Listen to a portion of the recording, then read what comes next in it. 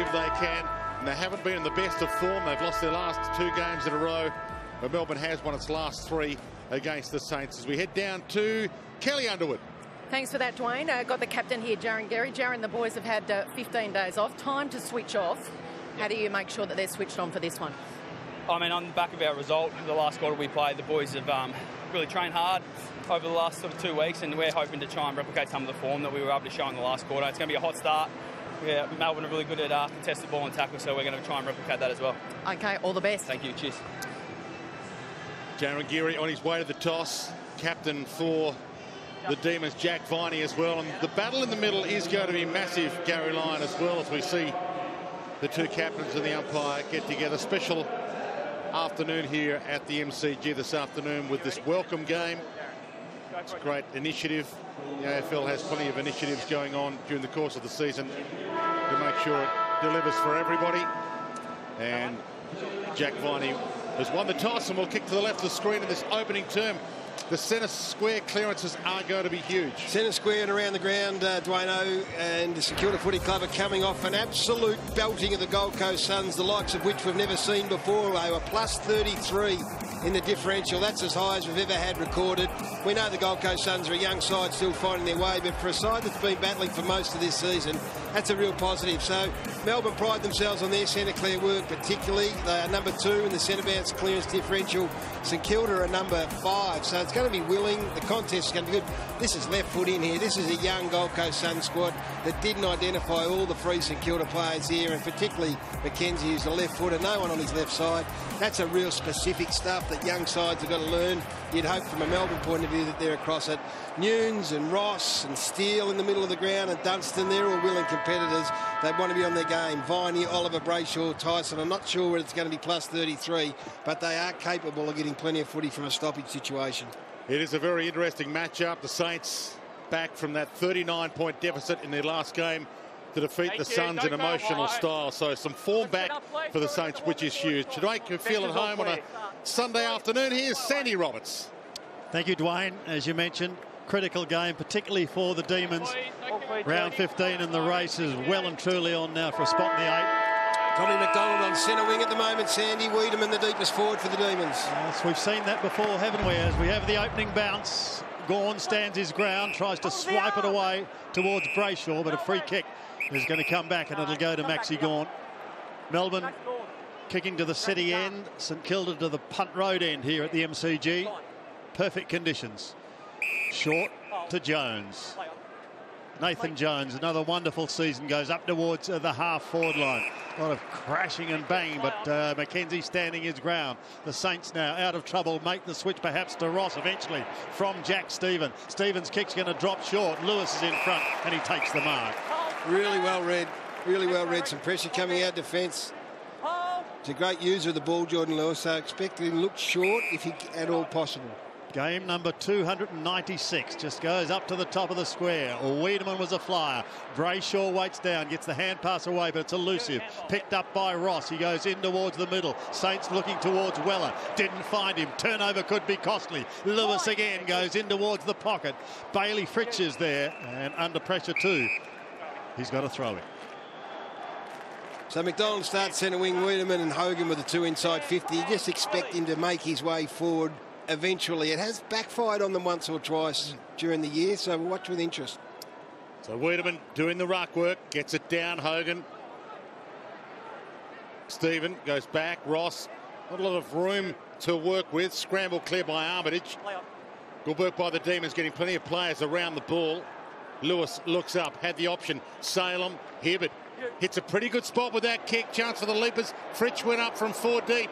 Couldn't bring the mark down. Still dangerous for the Saints. Geary back into the lineup after a calf issue. Wobbles it and all the way back to Hibbert, and they can start again.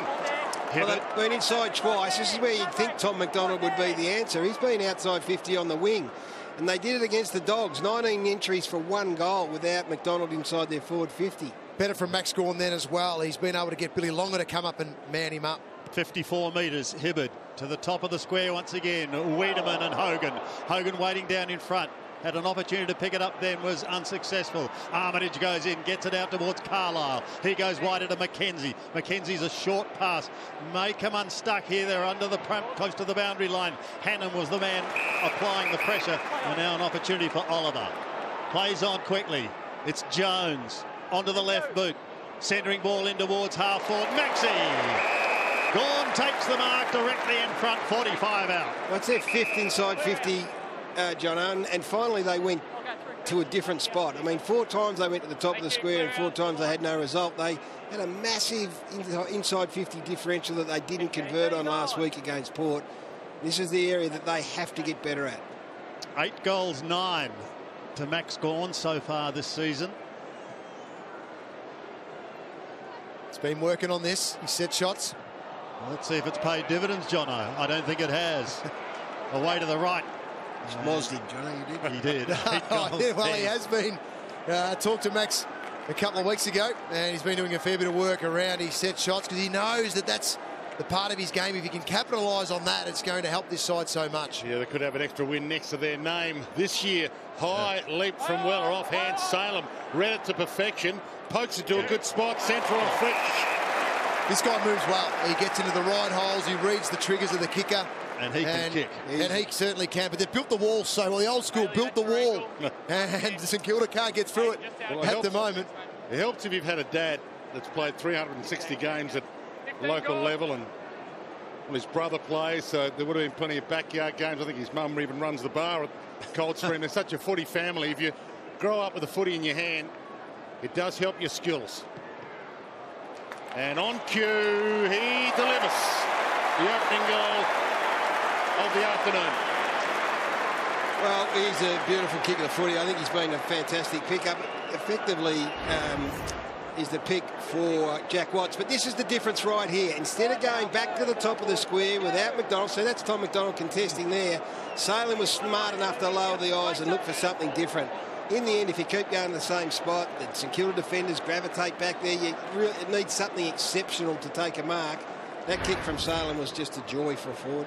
So what would you do from a St Kilda point of view here? They've got their 5 forwards at the moment. They've still got 1 behind the ball, the Saints. So do you look to even those numbers up so that when you are transitioning out of the back half, you at least can compete one-on-one? Stick with it for the minute. I mean, they've done all their planning, John, so they stick with it for the moment. Gawn wins it. The free kick going the way of the Saints. So for the first time, they'll go deep into their attacking zone. McDonald tried to get there to affect the spoil. The tackle was good. Hibbard's on the last line of defence. Tries to get the hand pass away. Eventually they do get it clear, courtesy of Oliver. Back towards the half-back line. Fritsch was there. Mackenzie did really well. Hand pass a little too strong for Brown. Initially he gets claimed. Not before he gets the hand pass away. Now Carlisle up towards half-forward. It's going to be okay. They're doing it the slow way, but methodically at the moment. Do you find it interesting, Gary, that McCartan's not in that forward line for the first 6 to 8 minutes of the game? Gone with battle at the moment, Kingy, and the debutant's on him, Harrison Petty. Fine defensive mark by Gawn. He goes short and finds Hogan. A long way from home. Jones gets a very kind bounce. He's streaming down the ground. Players further afield making position. Melksham's way back. Yost shorter than that. That's going to be okay. And Wiedemann will look towards Brayshaw. Couldn't take the mark. Recovers really well. Tries to shrug the tackle. He does. He snaps and he goes. Well, again, a different area, a different look. So you've had Fritsch and Brayshaw, which are 2 of the smaller players rather than your sort of nominal targets. In the end, it's just too many holes. That's longer trying to cover for a midfielder, pushing back inside 50, Jono. Yeah, Brayshaw worked hard from one end of the ground to the other. Once the ball got out to Wiedemann, the forwards started to go to work. There was a lot more movement that we've seen in recent times from the smalls from Melbourne. They were able to create some holes for each other.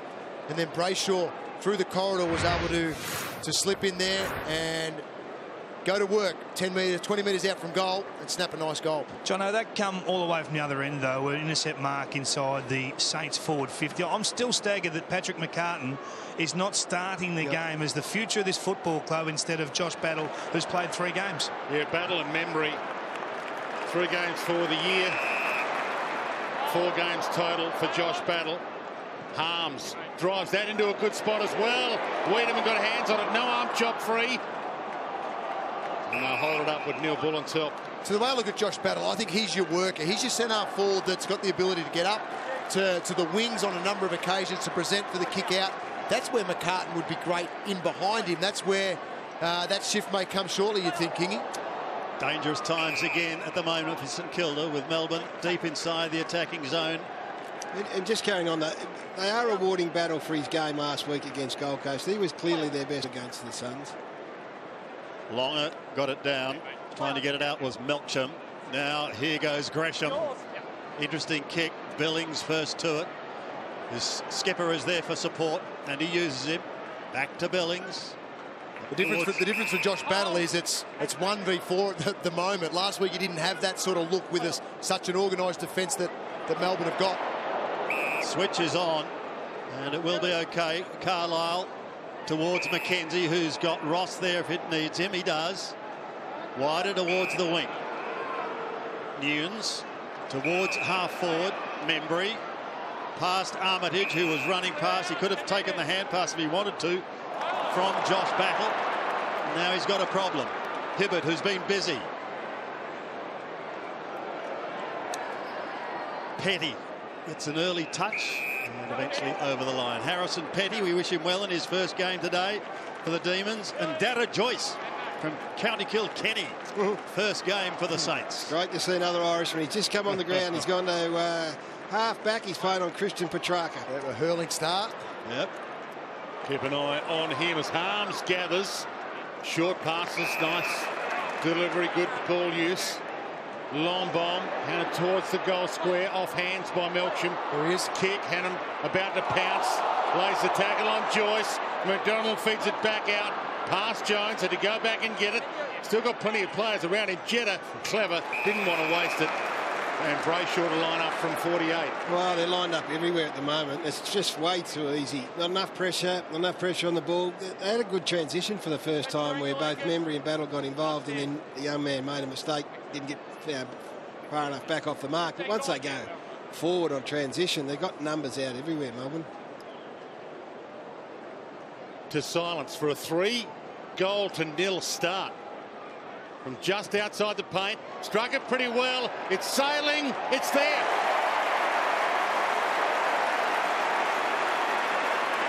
And he's got a couple.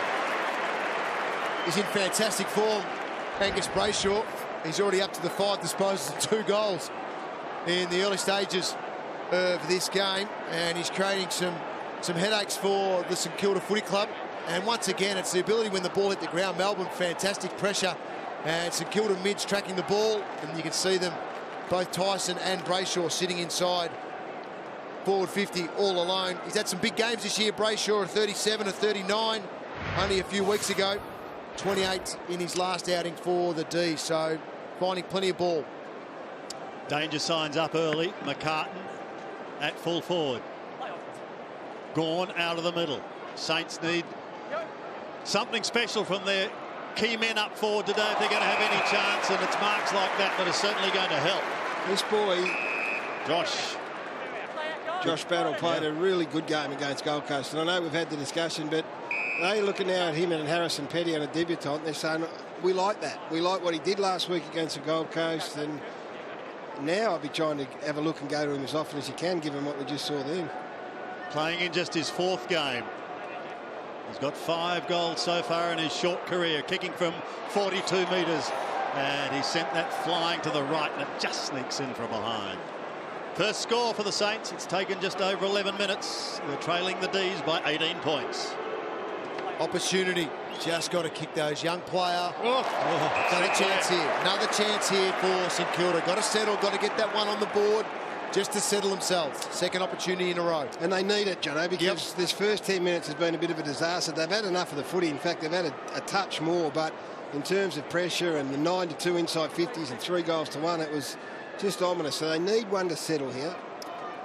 56 games now for Jack Sinclair, and Kevin Sheedy speak. Apprenticeship's over. Has to be a senior player now, and he misses.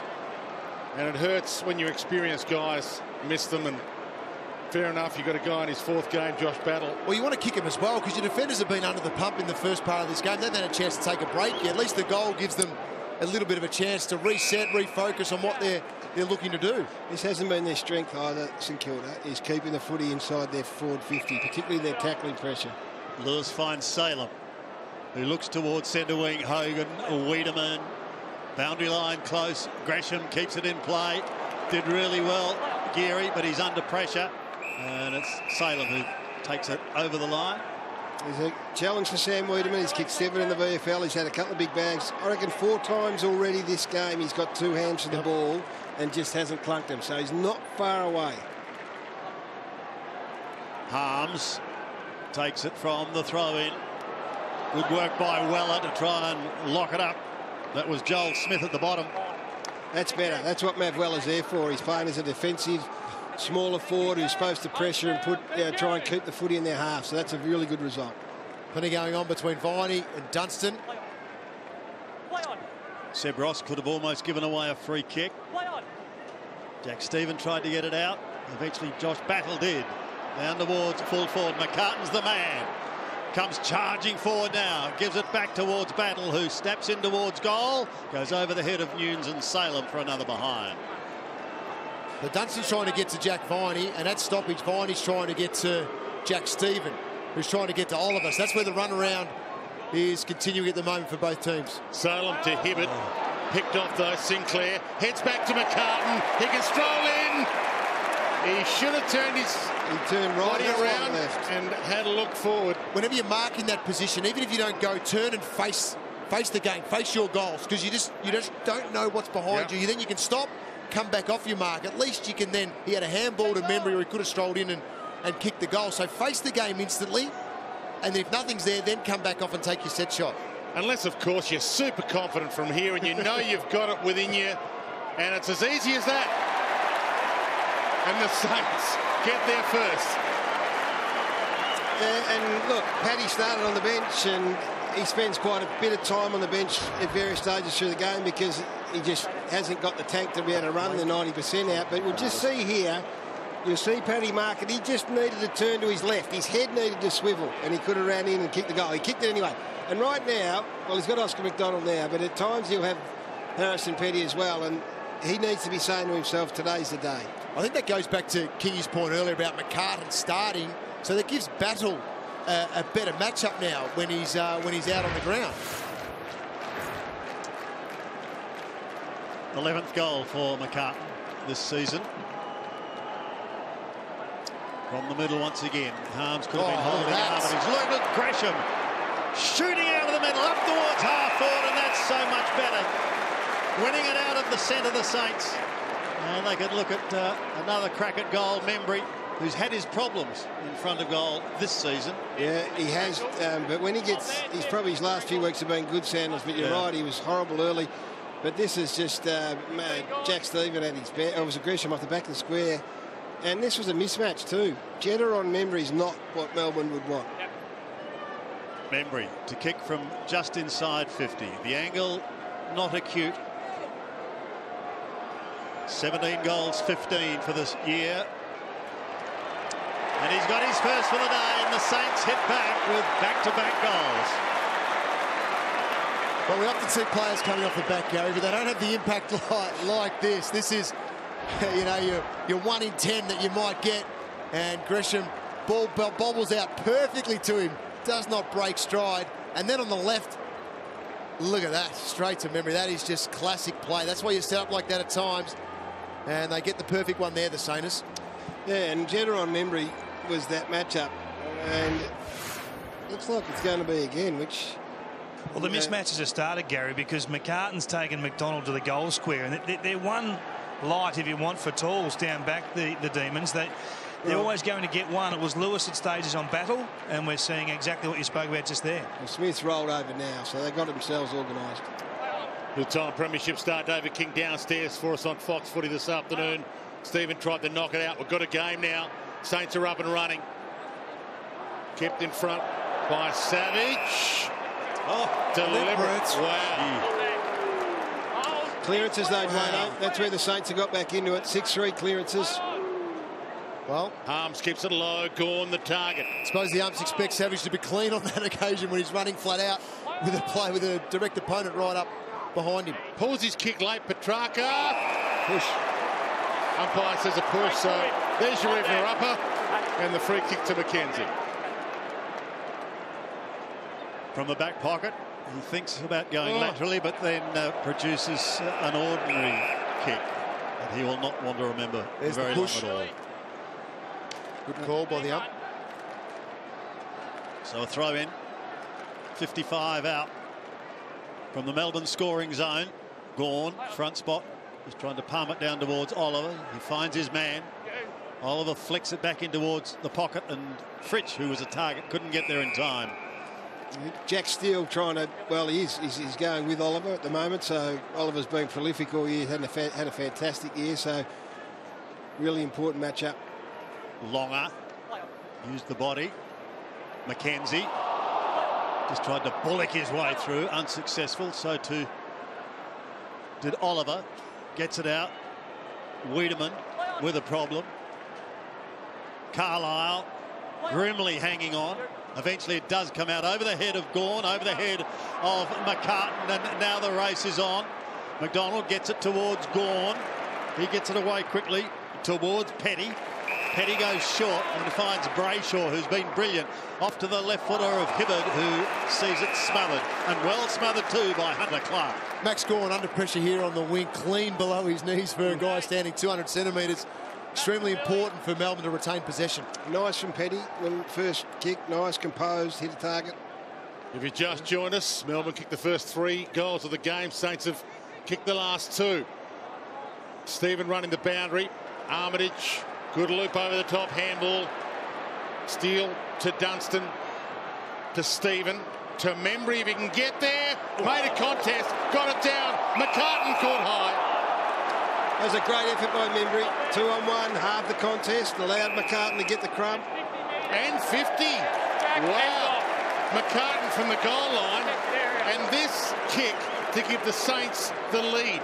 Well, it's just about, so their clearance work's been really good in the last 5 or 10 minutes. McCartan's best ever, I think, 3 in a game, Duano, so too early would be a fantastic result. So after the Demons started with 3 goals in a row, Saints have responded with 3 of their own and lead by 2 points. I think Kingy's now going to have half a fit because he's coming off the ground. Paddy McCartney's kicked 2 goals. That's the contest right there. He was on the bench, Gary, for 9.5 minutes, so I'm not sure why he needs a spell so quickly. No, here's the 50 here, the Melbourne players running through. Viney and Tyson, 2 of them. Well, I wasn't necessarily with you on that, Kingy, but once you've had the 9-minute spell at the start of the game, you can spend more time out on the ground, I would have thought. Yeah. And he's one who can go to deep. He can go to deep full forward, Jono, can't he? Look, he can actually rest outside of the game, a bit like what Dustin Martin does. Definitely, just go 0 to 30 for a couple of minutes, get your breath back, and surely that's an option for someone like Paddy McCartan. Gawn won it, trying to find Brayshaw again, but unsuccessful. Having said that, got to back Richo in. No, 100%, you have to, but 9 minutes to start, so you think you'd be seeing out the rest of the quarter. Gawn again, wins it, Armitage. Gang tackle, Brayshaw's got him locked up. 8-5 clearances in favour of the Saints. Gawn again, down towards Jones, but Ross has other ideas.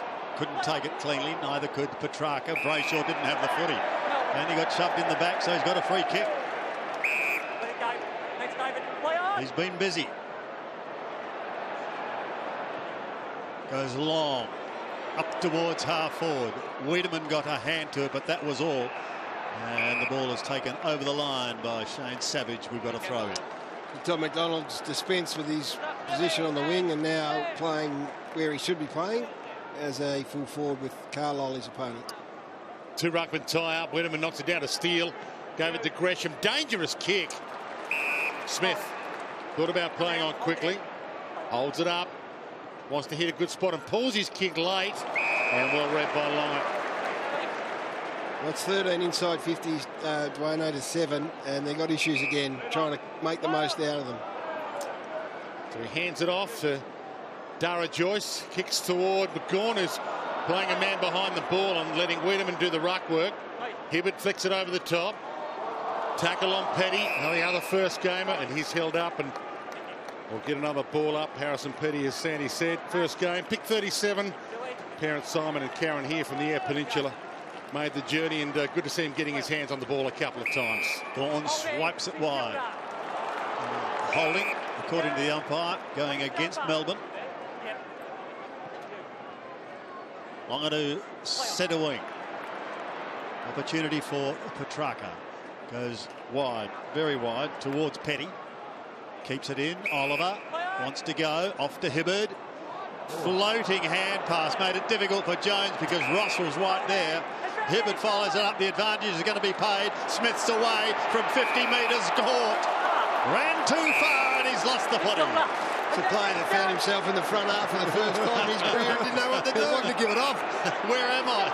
Savage, now an opportunity for Hunter Clark. A little check laterally and it's going to be okay. Deep in towards goal. Free kick. And a free kick Look at down him the sprint. ground. Look at him sprint. It's going to come back, I think. Oh, no, he's down the ground. Oh, and he was on the angle and played on. Yes. And kicked the goal. Well, that's why Gresham put the wheels on and sprinted for it. It was him v Battle who was going to get there first. And it was Gresham. So here's the free kick here. Is it on the kick? Is it late? Oh, there's not a lot in that. So there's nothing in it. It's late.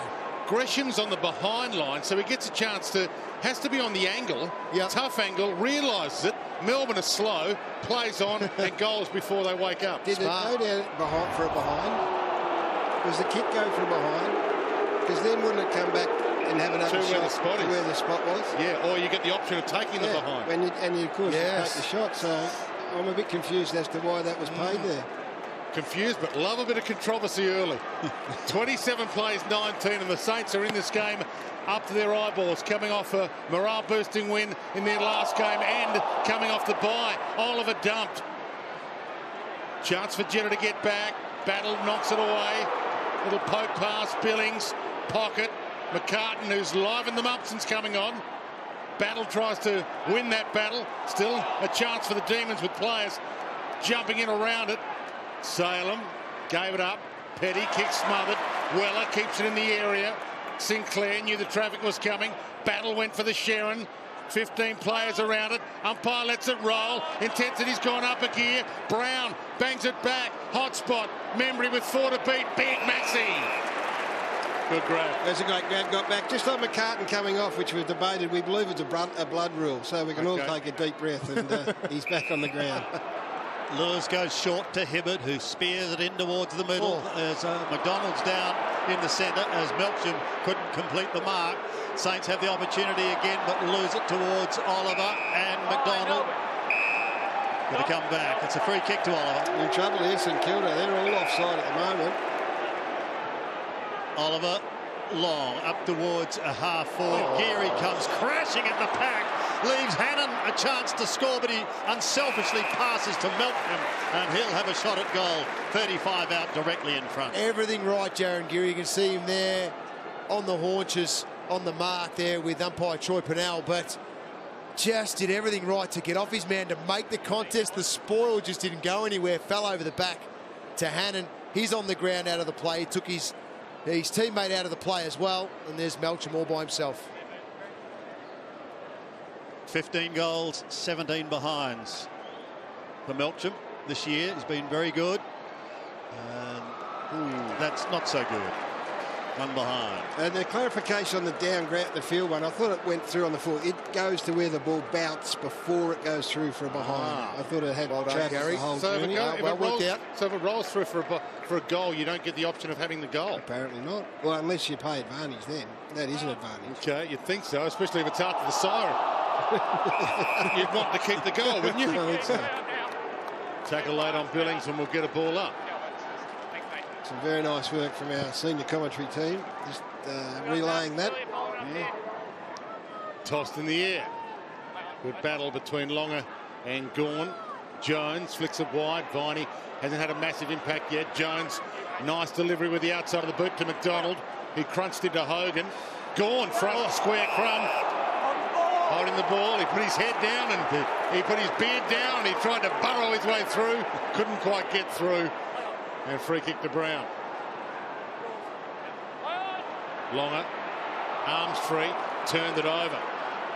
Harms. Little don't argue. Jones back inside. Hogan. He feeds it out wide. Harms again. Pokes to the pocket and just trying this precision ball use style. Neil Bullen from the pocket. You're going to try something, Dwayne. 17 inside 50s. And again, the ball before that, Hogan and McDonald both just jumping at the same footy. So these are the issues they've got to solve. Opens up the angle. Bends and bends it to perfection.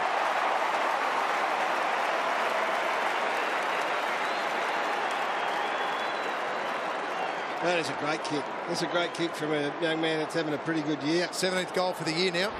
He's a fittest player on the list. Is Neil Bullen. His work rate. He gets, as the game wears on, he comes into his own because he's just got such an enormous tank. But they have to be more, use more discretion going forward, John. It is absolutely critical for Melbourne. They've, as I said, 17-9 inside 50s. The ones that they've scored have been the hit-up leads. We saw earlier Brayshaw from Salem and that one there to Neil Bullen. I think it's that second repeat entry. You might go long the first one because you might be under pressure, but if it comes back out, the second repeat has to be a shorter dart, and that's where they've had some success with Brayshaw earlier in this game. Saints holding a 1-point lead. Close to siren time. Melbourne, Brayshaw. Brayshaw held. So he's got the free kick and the D's. Oh, Hogan's alone. Sneaking away from Brown, probably 10 metres or so in front of him. Spears a pass in towards McDonald. Unable to complete the mark. There was a man in the hole that prevented that. Weller works really hard, tries to shrug the tackle, pushes it out wide, pushed even wider. Neil Bullen working really hard, but has given away the free kick, and that's going to be taken by Jack Sinclair. Darragh Joyce very slow to get up as well. Ball was touched, so Brayshaw is told to play on. He does. Turnover, though. The Saints may get time to go down towards half forward. Membry's going to be the target. Hibbert is right there with him, and he sees it towards the line. Hibbert's close. He's taken over and unceremoniously dumped. Well, Hibbert looks like he's got responsibility for Membry now, which is a much better matchup. And that's some nice physicality from a young man. I like that. Josh Battle. Longer had front spot, but couldn't get it back. Lewis was there, couldn't take the footy, however, and again it's pushed towards the line. And taken over with Jack Viney. So the D's, if you have just joined us, jumped out of the blocks, got the first 3 goals of the game. And since then, St Kilda's been able to peg them back and get to within 1 point. As once again, it's locked up by Viney. And Harms at the base. Longer wins it. Again, towards the line goes Seb Ross. Right there with him is Dom Tyson. It's looking at Jack Viney. He's had just the one possession, but we locked down on Jack Stephen as the priority for him at the moment. Longer again. Gawn stretching from behind. Harms close to the line and over as the siren sounds. Fascinating first quarter. Melbourne coming into this game red hot favourites and looked just like that in the first 11 minutes. But since then, St Kilda has fought back. The contest, obviously, Melbourne started the better of the two teams, and we know that Melbourne's 7th on the ladder, 8 wins, 5 losses coming in. They've got the second best percentage of any team in the comp this year, and the Saints have been under the pump right up until three-quarter time last week, and they found some form last week. It's always difficult to carry it through the bye round, though. They've come off a week off, and they look like they've still got their mojo. Sluggish early, as John O'Cal said, but they found their mojo a bit. And look, clearances are so important for this footy club because it takes the pressure off a defence that can be a touch vulnerable, and they won the clearance count 11-8 in that first quarter. And how happy is Max Gawn that was a poor bounce recall? He was crushed in that, and now he's got to get up and do it again. Up he flies against Longer. Well, not down to Petrarca. Gawn gets a touch for his trouble. Oliver, half a handball, got away with it. Stephen jumps in. Gresham got the handball out. Stolen back by Hogan. Feeds it all the way back to Jetta. And now they spread hard. That's why they had the numbers out wide. Neil Bullen had Petrarca, had troubles, had the poise. Petrarca, Oliver, and he pumps it. McDonald at the back with the big jump. Hands on it. Fridge landed like a cat. Kicked the goal. Would have got a free kick anyway, but he's got a couple to his name. Well, they got there in the end, Jono, but I still think that this is the issue. When we have a look at the ball coming inside 50, you've got two players jumping at the same ball. And this is on a transition. This kick here is beautiful to Oliver because then it opens things up. But then you got Fritsch coming back on with Carlisle 2-on-1. Now, that just is fortuitous, and he landed on his feet, and he's like a cat, and he's a very good player. But I still think it's an area they've got to get sorted. They got a little bit of separation there. Fritsch needed to come, if he's going to create that, come at the football a little bit harder. But in the end, you're right, they were able to capitalise on the 2v1 only because Fritsch was able to hold his feet after that marking contest. Fritsch joins Brayshaw as a multiple scorer. Here's Jack Stephen. Still going, tries to draw the player, then goes out wide. Geary is there with Dunstan. They combine up towards the half-forward line. Weller is a target. Boundary line close. He gets the hand pass away. It's socket off the ground, however. And taken over the line is Dom Tyson.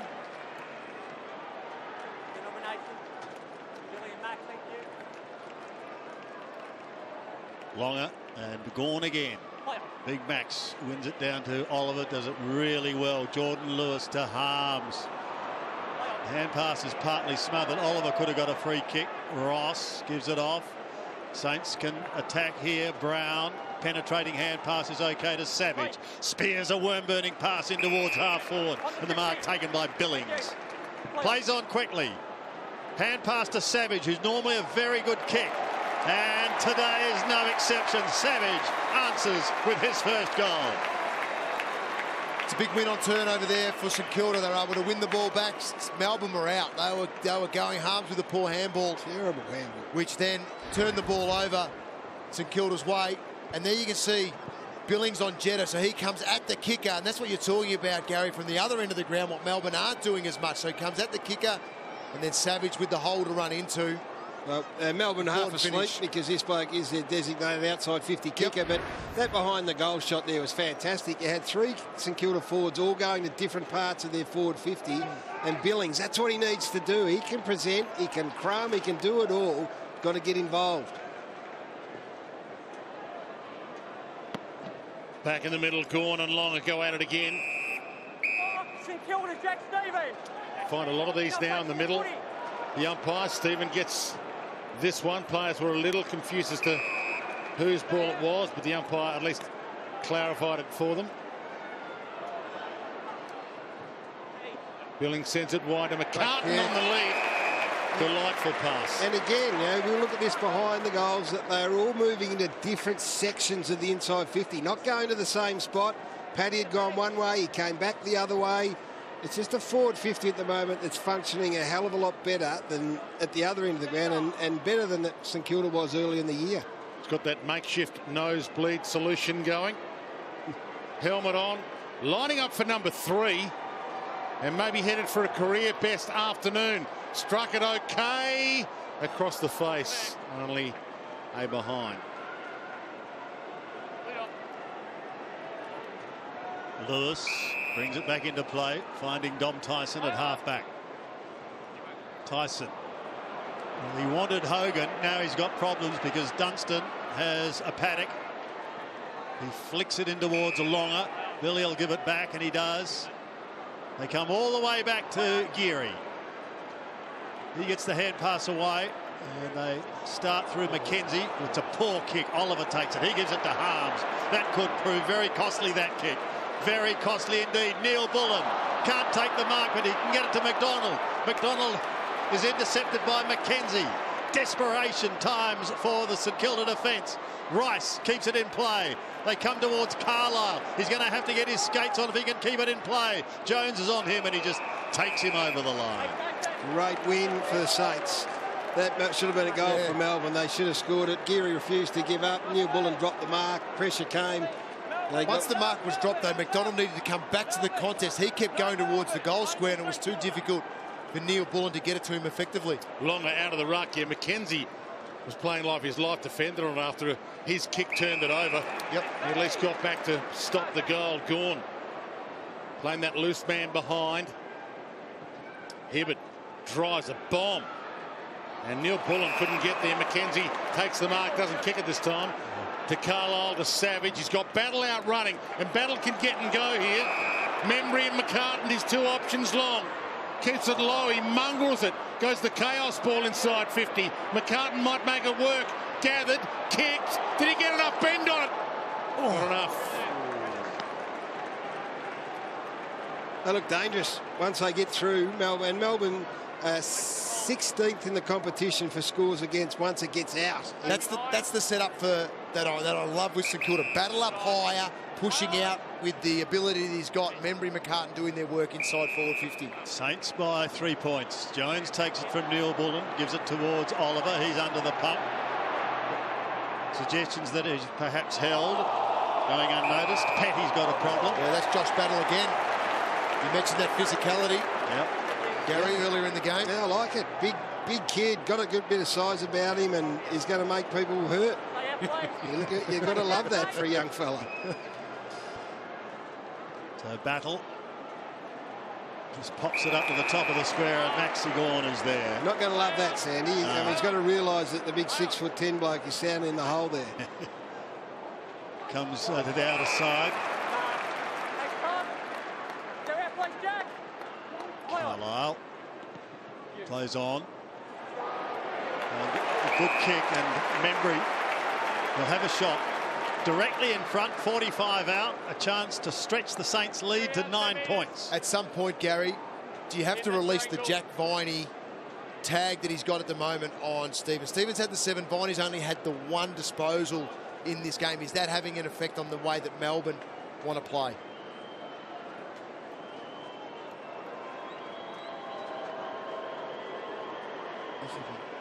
Membry likes it from this position, as you can see. From 45 metres, the drop punt, beautiful.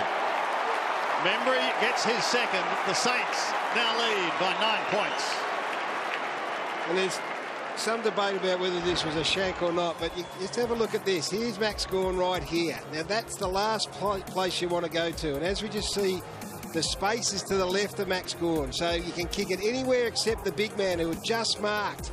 And right there was the only space inside 50. I'm giving him the benefit of the doubt. I think it's a beautiful kick and very smart. St Kilda 15 inside 50s, 11 scores, Gary, so efficiency's through the roof. 16th in the comp for opposition scores once they go inside. So they get scored on way too easily, Melbourne, once they do. Once it gets through a press or there's a repeat inside 50. Billy Long and Max Gawn. It's been a good battle. Max wins this, but down to Armitage, you left it behind. Brayshaw back to Gawn, and he gets his own clearance. Bouncing ball for Carlisle. Looked around to see what was around him. I think you've got to give some credit to the St Kilda midfield so far today. I mean, coming into this game, they're bottom 3 in the competition at scores from clearances. They're up against the D's, who are top 2. And right now, it's 2 goals 3 to no score in favour of the Saints. So this is a fantastic first half from their clearance crew. Wide ball. Membry jumped into the pack, holding free, and it's the Saints ball. Armitage plays on quickly. McCartan the option. Dunstan, beautiful pick up on the move. Steele in some space, needs a kind bounce. Had a bounce, arrogance, almost caught. Sinclair feeds it to the goal line. Well worked, Saints. Gresham polishes it off. Well, I don't want to sound like a broken record, but once it gets out of Melbourne's half, out of their forward half that is, then they are absolutely at their most vulnerable, and they are scored against again from a chain in the back half. And Kingy's right, the clearances have been important, and they've scored through clearances, but you've got to have a system forward of the 50, forward of centre that's going to make the most of it. And their movement's been great, their willingness to share's been great. And that, again, is an issue for Melbourne. Great work from the Saints. 12 effective scoring shots to 7. Saints stretch their lead after trailing by 19 points early on in the first quarter. Longer goes up against Gawn, the latter trying to get it down towards Oliver, but it was picked out of his pocket by Armitage, who kicks down towards half forward, only to see it chopped off by Petty. Oh no, the young man's having an interesting debut. He tidies up, however, to Lewis. Lewis from half back towards Brayshaw. Going to get a free kick. Advantage is going to be paid. So the D's are away. They need a goal. They need settling down. Armitage will tidy up once again. First one way, then the other. Joyce gets it to Carlisle. Back to Joyce. He rang his mother on Thursday night, said I'm in, so she jumped on a plane from Ireland. Clark couldn't handle the hot kitchen. There's a chance now for Jones. Jones steadies towards Gawn, and he takes yet another mark. He's the only one that looks like marking a high footy. He does. Gawn. Yep. A floating punt kick, difficult one. Savage is there. So too is Dara Joyce. Well, that's luck more than good management. The Melbourne weren't scored on again, Jono. Yep, they got that burst through the corridor. Clean with their disposal. Got one behind the footy here. They're worried. AFL footballer with a hurling background making an impact as Gawn gets his own crumb. Lace out to Wiedemann. I don't know where they'd be without Max Gawn. He's the leading possession winner on the ground, if you don't mind. He's taken 7 marks, and now he's thought, well, no one else can hit a target inside 50. I have to do something about it. He's won 20% of their contested possessions. It's an indictment, Kingy. It was great as it is for Max. It's an indictment on the rest of the Melbourne. I'll go back to the Viney matchup there. He's not going for any ball at the moment, Jack Viney, because he's tagging Stephen. Coming off a 7-goal game in the twos. It's a bit different, the ones to the twos sometimes, but he does have a future. That is the challenge, Dwayne, you're right. You know, how often do you go a quarter and a half and Jack Viney have 0 contested possessions in the game? That's a good point, Jono. We'll see whether or not they just lift that tag. 14 points, the margin, favouring the Saints. Savage from the back pocket. Bounces his way towards half-back, then kicks wide. Gawn's lurking again. Pushing it back, Melbourne. Didn't get the mark, but he's got the free kick. So he gives it off quickly towards Viney. Inside 50 once again, that's better. And McDonald takes the mark. He'll go back, have a shot. 45-degree angle, but only 30 metres out. I mean, might be getting old and grumpy, I don't know, but it's going to the same spot, and it needed, a big contested mark. 2 or 3 Melbourne players are out the footy, so there's the applause for the big fella. Yeah, Max Gawn makes his way to the bench. I think the fans are hoping he's not there for too long. 28 goals, 7 to Big Tom. The drop punt is on its way. Make that 29 goals, 7. The D's get their 6th, but they still trail 39-47. Well, Carlisle was caught up the ground on this kick. He just couldn't get back quick enough. So McDonald was direct opponent was Rice at this stage. Carlisle's up with the long sleeves. He's just able to get round the back of Rice. Didn't put any body in whatsoever, and a pure jump over the top. But this time the jump was over Savage, not over Longer or Jesse Hogan or other bigs down there. No science in that though, Jono. I mean, Jack Viney turned and went and just kicked it to a spot. Yep. And I just think they've got to work harder to make space for one another. And there's Maxi Gawn. That's an indication of what sort of half he's having. And Alan Richardson saw Max Gawn came off, so he took Longer off as well. He said, no, you've got to come off as well and have your spell. So the 2 other ruckmen in the middle, Wiedemann and McCartan now. As Viney gets the clearance, a spear in the Harms direction. Hogan bounce pass. Brayshaw gave it back to Harms. Weaves his way through the traffic. Petrarca gets a chance. Not to do his own advantage. Half held. McDonald centering kick didn't work. Out of bounds. Ball in. Just hung in the same as there. They look like they're going to get scored against 3 times, but they continue to work at it. Big pack around it here. McCartan will go solo in the end. Pats it forward. That's the last 2 now that Melbourne haven't had a ruckman at. So it's either Gawn or no. It's tactical now that on the throw in. That is now the ball up. Tom McDonald works his way up to take the ball up. The boundary throw-ins, no ruckman. Neil Bullen stole it back, gave to Petrarca, and he made something out of nothing. Silk Purse Sal's ear. Well, I just think even at a boundary throw-in that I'd want Tom McDonald to ruck against Paddy McCartan. Here it is, McKenzie's got Petrarca. Just loses touch. One step. It's a good finish there from Petrarca. And it cuts the Saints' lead now to just 2 points. 16 minutes played in the second term. He's even taking phone calls. Actually, he's doing everything today. So McCartan in ruck up against Wiedemann. A high tackle. There we go. Viney's had 3 touches in the last couple of minutes of play. Dunstan infringing. He gets clear. Spears it in towards half forward. Hannum was there. Harms is in the back, can soccer it through. I think James Harms even knows Sandals, whether he got a little touch on that or I not. believe that's a goal. Can we just confirm that it wasn't touched before it crossed the goal line? Sure. He's caught a goal. James Harms has given a signal to say, well, I've got no idea. It's not one of those catches where Francis in front of you. Think he got a nick on it? He said he just held his fingers together and kind of gave an indication he got a nick, he reckons. But wasn't it spoiled through? It was over the goal line before the hand got to it. Yeah. Did he actually kick it though, Gary? It doesn't have to be kicked post the spoil. No, that's the point. We don't know. Yeah, that's what He They're claims he checking- got a little touch there. it's hard to tell with that. Well, the umpire's called a goal, so it's hard to Yeah. overturn it on that He's evidence. called it a goal, but it was actually spoiled back to goals. So it should be a point and checking whether he's actually made contact with his foot. That's right. And they're not checking that. Well, I assume that the goal umpire thinks that he has made contact with his foot. Goal, umpire's call. It's a goal. That's wrong.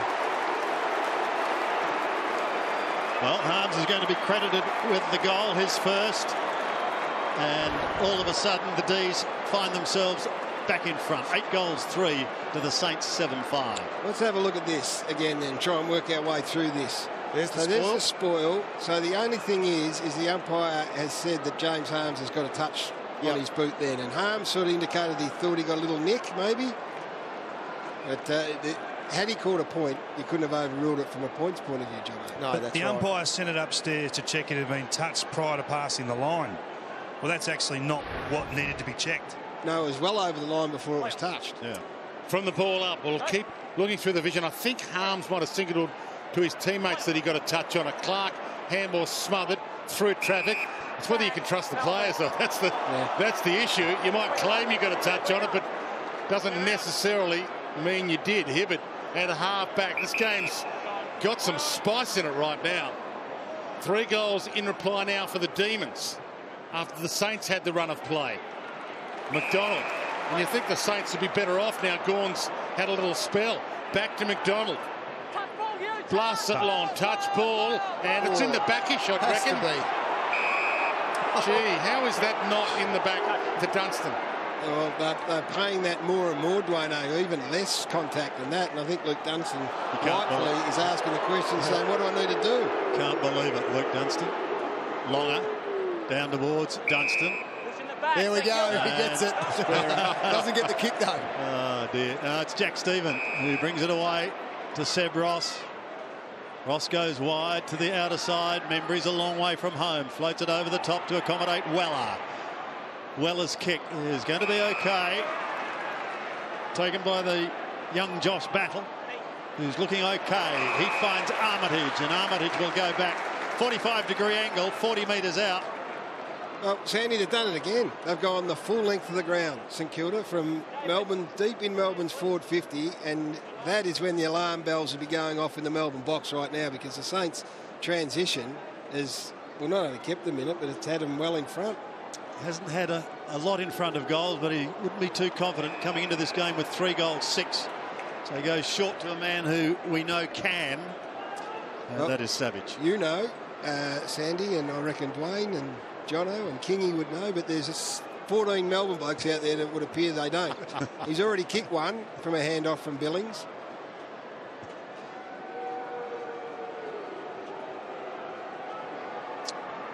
Again, he can be pretty confident from this position. Savage from 48 metres gets underneath the drop punt. High, and it's drifting away and marked on the very last line of defence. So the D's will get out of trouble through Brayshaw. Maybe. Well done by Weller. It breaks free. Savage may get another chance.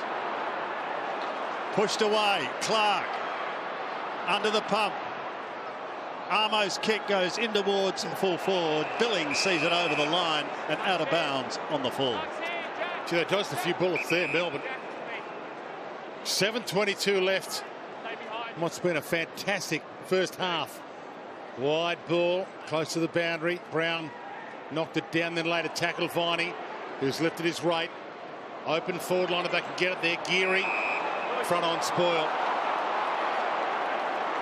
Illegal contact whilst not going for the mark. Dunstan. The Saints have got numbers back waiting for this kick from Savage. He pulls it late to Stephen up against the boundary. He pulls it short to Billings through hands. Clark had a chance. Lewis has got it. Caught, wrapped up, dragged down. No prior. Or maybe. Wow. Where was his prior there? He had a chance to look up. That's about it. And he asks. He just asked exactly that. Where's the prior? We talked about it yesterday. Rest in peace. Prior opportunity. We loved you when you were here. There it is. So grabs it, tackle, down. Oh, get that out. Honestly, how is he supposed to try and get that footy out? Huge kick this. Hunter Clark from 35 drills it. And the Saints' belief is growing by the minute. A super important finish. Super important from the young man because they've given up 3 goals in succession. And look, this is the question that's going to be asked, and we're seeing it more and more, sadly. So he's got grabbed as soon as he grabbed the. On the other angle, you'll see Hunter Clark's sort of big thigh keeping the footy from ever coming out. The only thing you can think of there is he had that quick handball option to Smith, but it's difficult. But he's converted, and that's the main thing. He's having a really good first season. He is. His 3rd goal in his 11th game, Hunter Clark. And in a seesawing battle, St Kilda regains the lead by 2 points. Longer and Gawn go at it again. One by Gawn, pushed down towards Oliver. Almost tripped, but he manages to get the kick, but a lot on it, and Savage will tidy up. Goes to the outer side. Ross gets it away. Difficult for Joyce. They've still got runners. Nunes pulls it in towards the middle. Was looking for Armitage. He needs backup support, and he's got it. Now they go up towards half forward. Saints looking good again. Steele to Geary. 50. Too close. Well, you can gesticulate all you like, Jakey Melksham, but this is, you got to know. Oh, he was, yeah. You got to know. Yeah. And, Jono, I'll say this, and Kingy will keep an eye on this as well. Melbourne went with 8 defenders at the centre bounce then. So 2 off the back of the square. Oliver wins the clearance and got nothing to shoot at. Now, the kick was horrendous, but this is the result coming back the other end. So Jack Steele makes it an 8-point lead to St Kilda. He gets his first in his 50th game.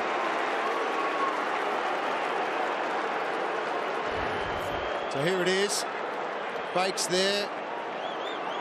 And Melksham, he's arguing that he was wide enough. So he had to be another 5 metres to the left. I mean, but if you're in that position, you just accentuate, you over-exaggerate, don't you? Just so that you can't get. But in his mind, he's thinking, I'm outside enough. Well, go another 5. I know, but he's thinking St Kilda player 10 metres inside forward 50 on his own. So he's thinking, I've just got to get there. Gary, to your point, Fritz has been one of those players that's been taken behind the ball. They're paranoid about St Kilda getting out the back. They're holding an extra defender, but Fritz has kicked 2 goals to forward. Well, it's an interesting decision. They're not doing it at this stoppage, so they learnt the lesson. Viney caught, dragged down. You just don't get. Look at Jake Carlisle. He's standing on his own, 25 metres out on his own. So if you win clear possession at this clearance, if you're in Melbourne, where are you kicking the footy? Melksham flicks it back in the Viney direction. Dunstan stole it from him. Oliver rolls it to half forward. McKenzie could have taken possession, but the thump might work. Clark rolls it out. Hogan should get there with some time to spare. tries to shake and bake, had to go back. Melksham spears the pass. Wiedemann won't get there, and the good pluck to Armitage. And they're taking off with that inside kick. Carlisle got it from Dustin, feeds it back out. Savage, and they want to run. This is the danger time, Dwayno. Carlisle's worked hard now. He's a spare. And that's where it's headed. Carlisle's got it. Gives it away as they run it through the middle. Up towards half forward goes Seb Ross. They've got players streaming for it. Weller wants it. Steele wants it. Weller is the target. Got his hand to it, close to the line.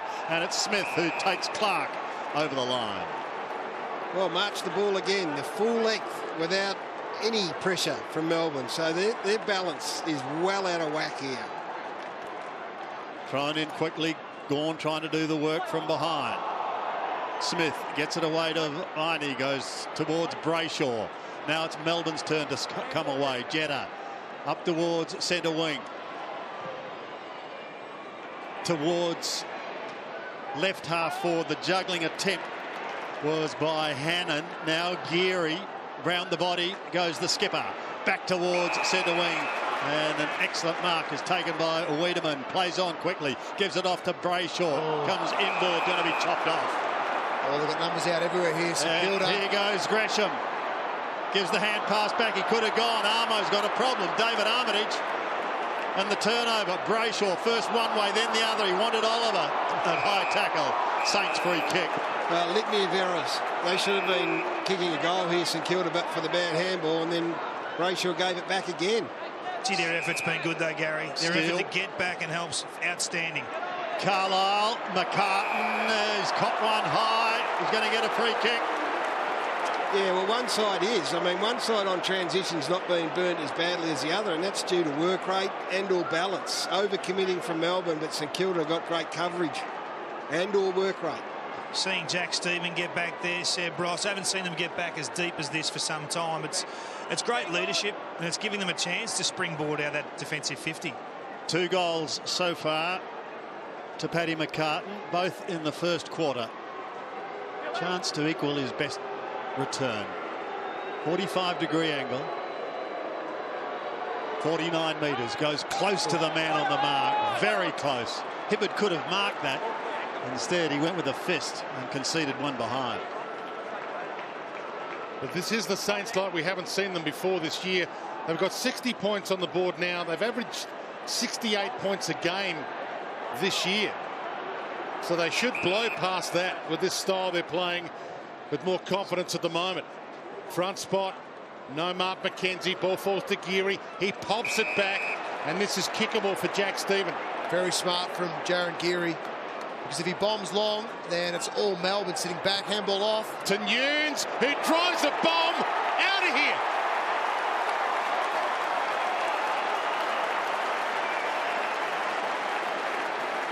And this is St Kilda like we haven't seen them all year.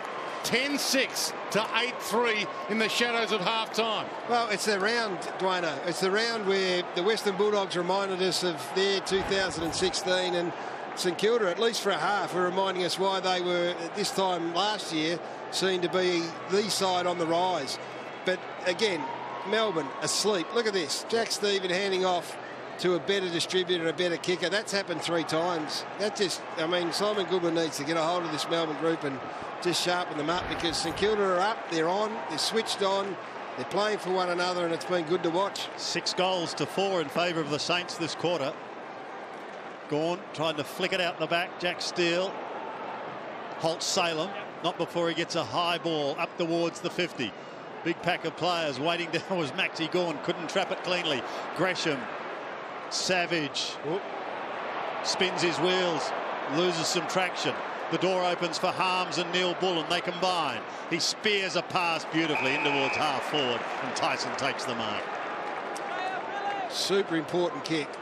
He could go the journey, Dom Tyson. Can be hit and miss. But that's just, again, better, smarter use going inside 50. Just the 1 goal to Dom so far this season in his 8th game. It's a good-looking strike. And there's a reply, and an effective reply from Dom Tyson. In his 98th game, he closes the gap once again to just 9 points. Well, again, this is some good pressure. That one there, no grip from Savage on the turn, puts himself under pressure. This is the kick.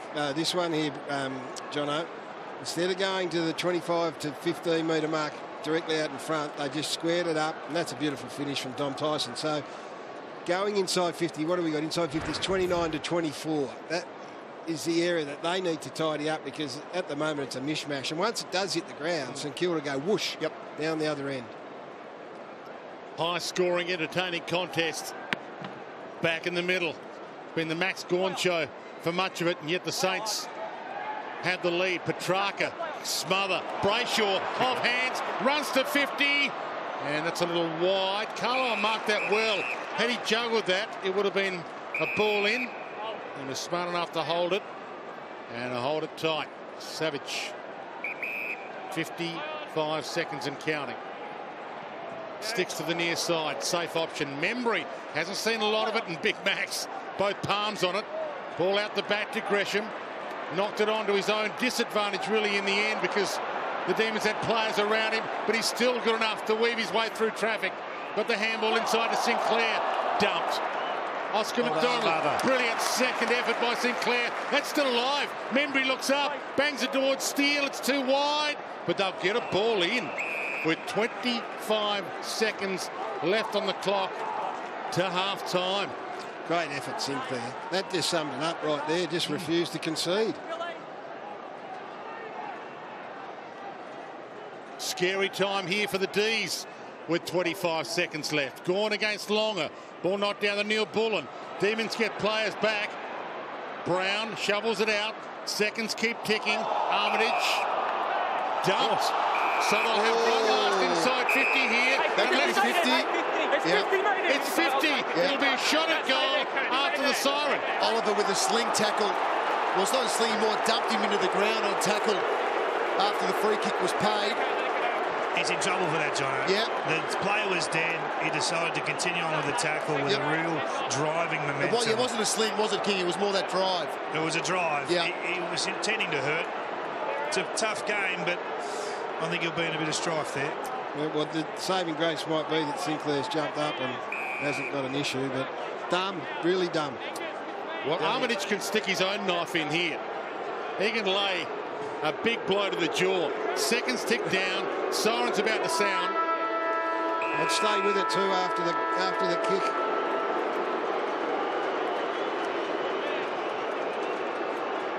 The whole game has exceeded expectations. The Saints so far have exceeded expectations.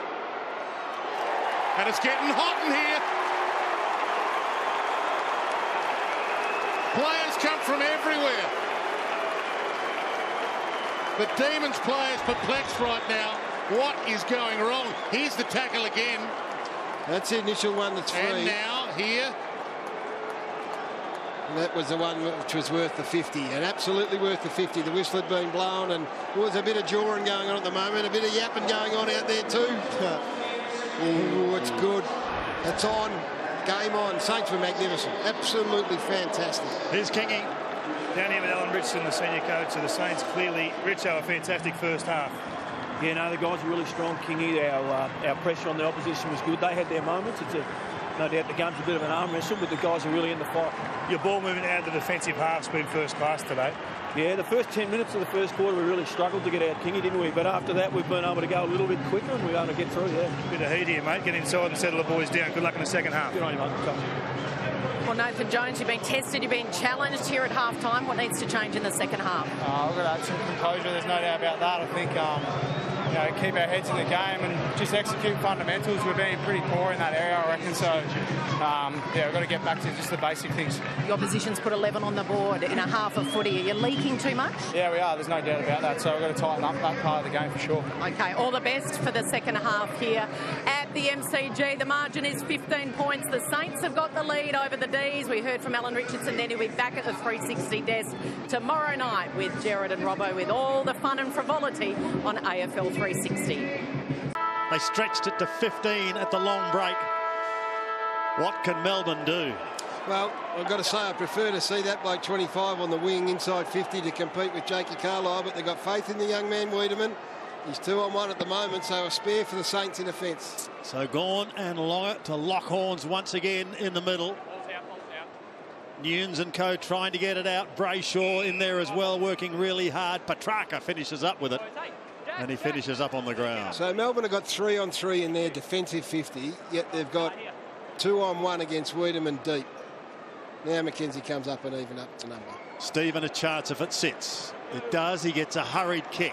Could have been some holding on going on there. There was.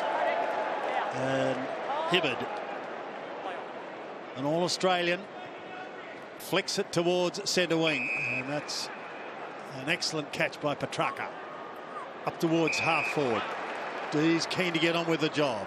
Bailey Fritsch puts them inside 50. And the mark is taken by Harms. Well, that was much more assertive.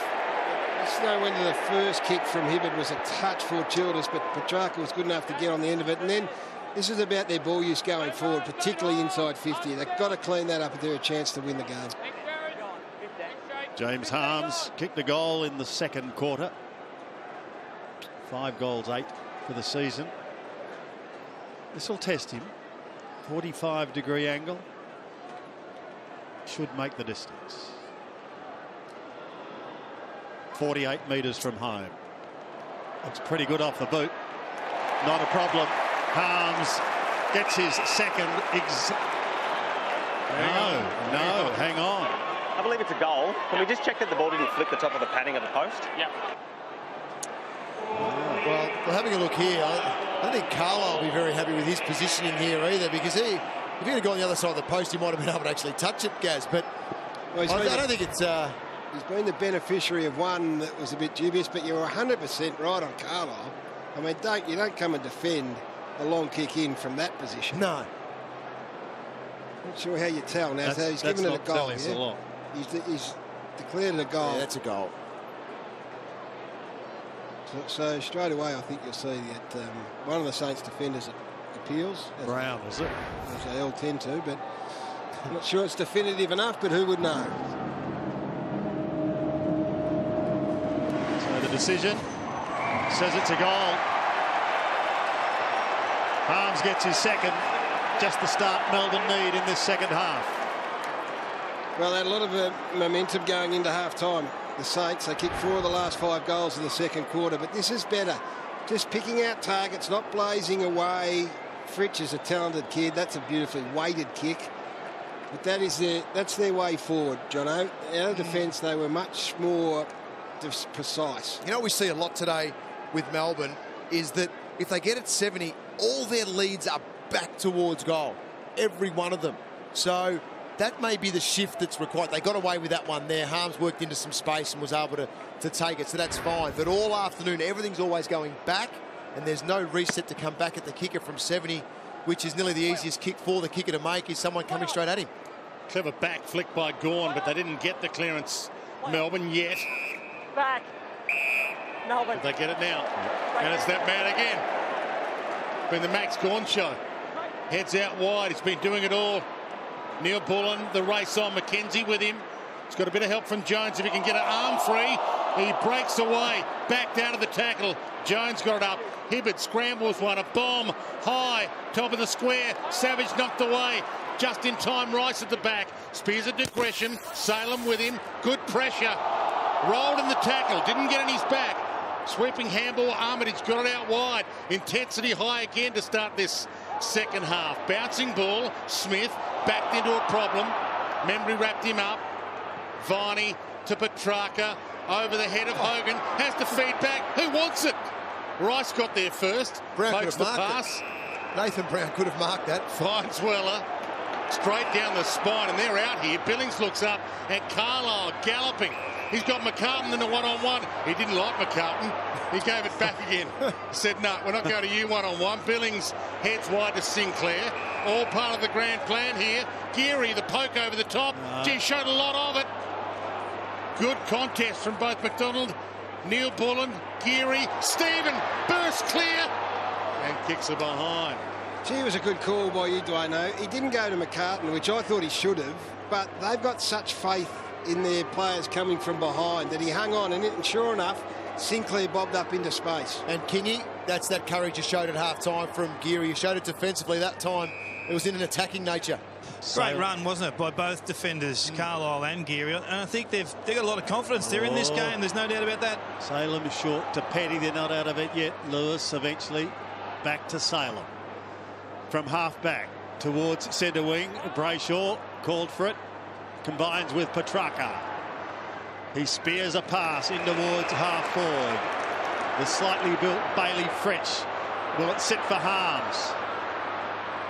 An opportunity now for Armitage. Ripped to the ground, loses the footy. Oh! And he's been pinged.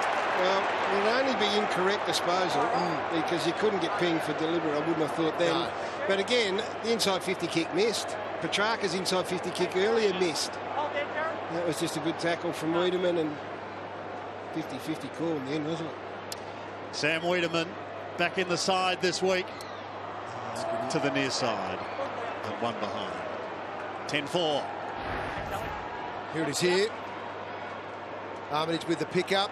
Wiedemann tackle. Hard to tell. Looks like he just flung that out. So incorrect disposal. Savage. Again, they bite off that difficult kick down the middle for the first game, and so they had confidence in Joyce there. The Irishman, but it won't work. Little outside the foot dab. McKenzie. Sinclair runs. They are playing with their confidence sky high. Ross, he looks up. Pokes one, but it's too wide, and Hibbert read it better than Gresham, or maybe better than the kicker. Well, that's their last two inside 50 entries, which haven't been good enough. Brayshaw shows too much to Savage. Turnover city out there right now. McCartan wants it long again in the goal square, and again he's ignored. Wide ball might still work.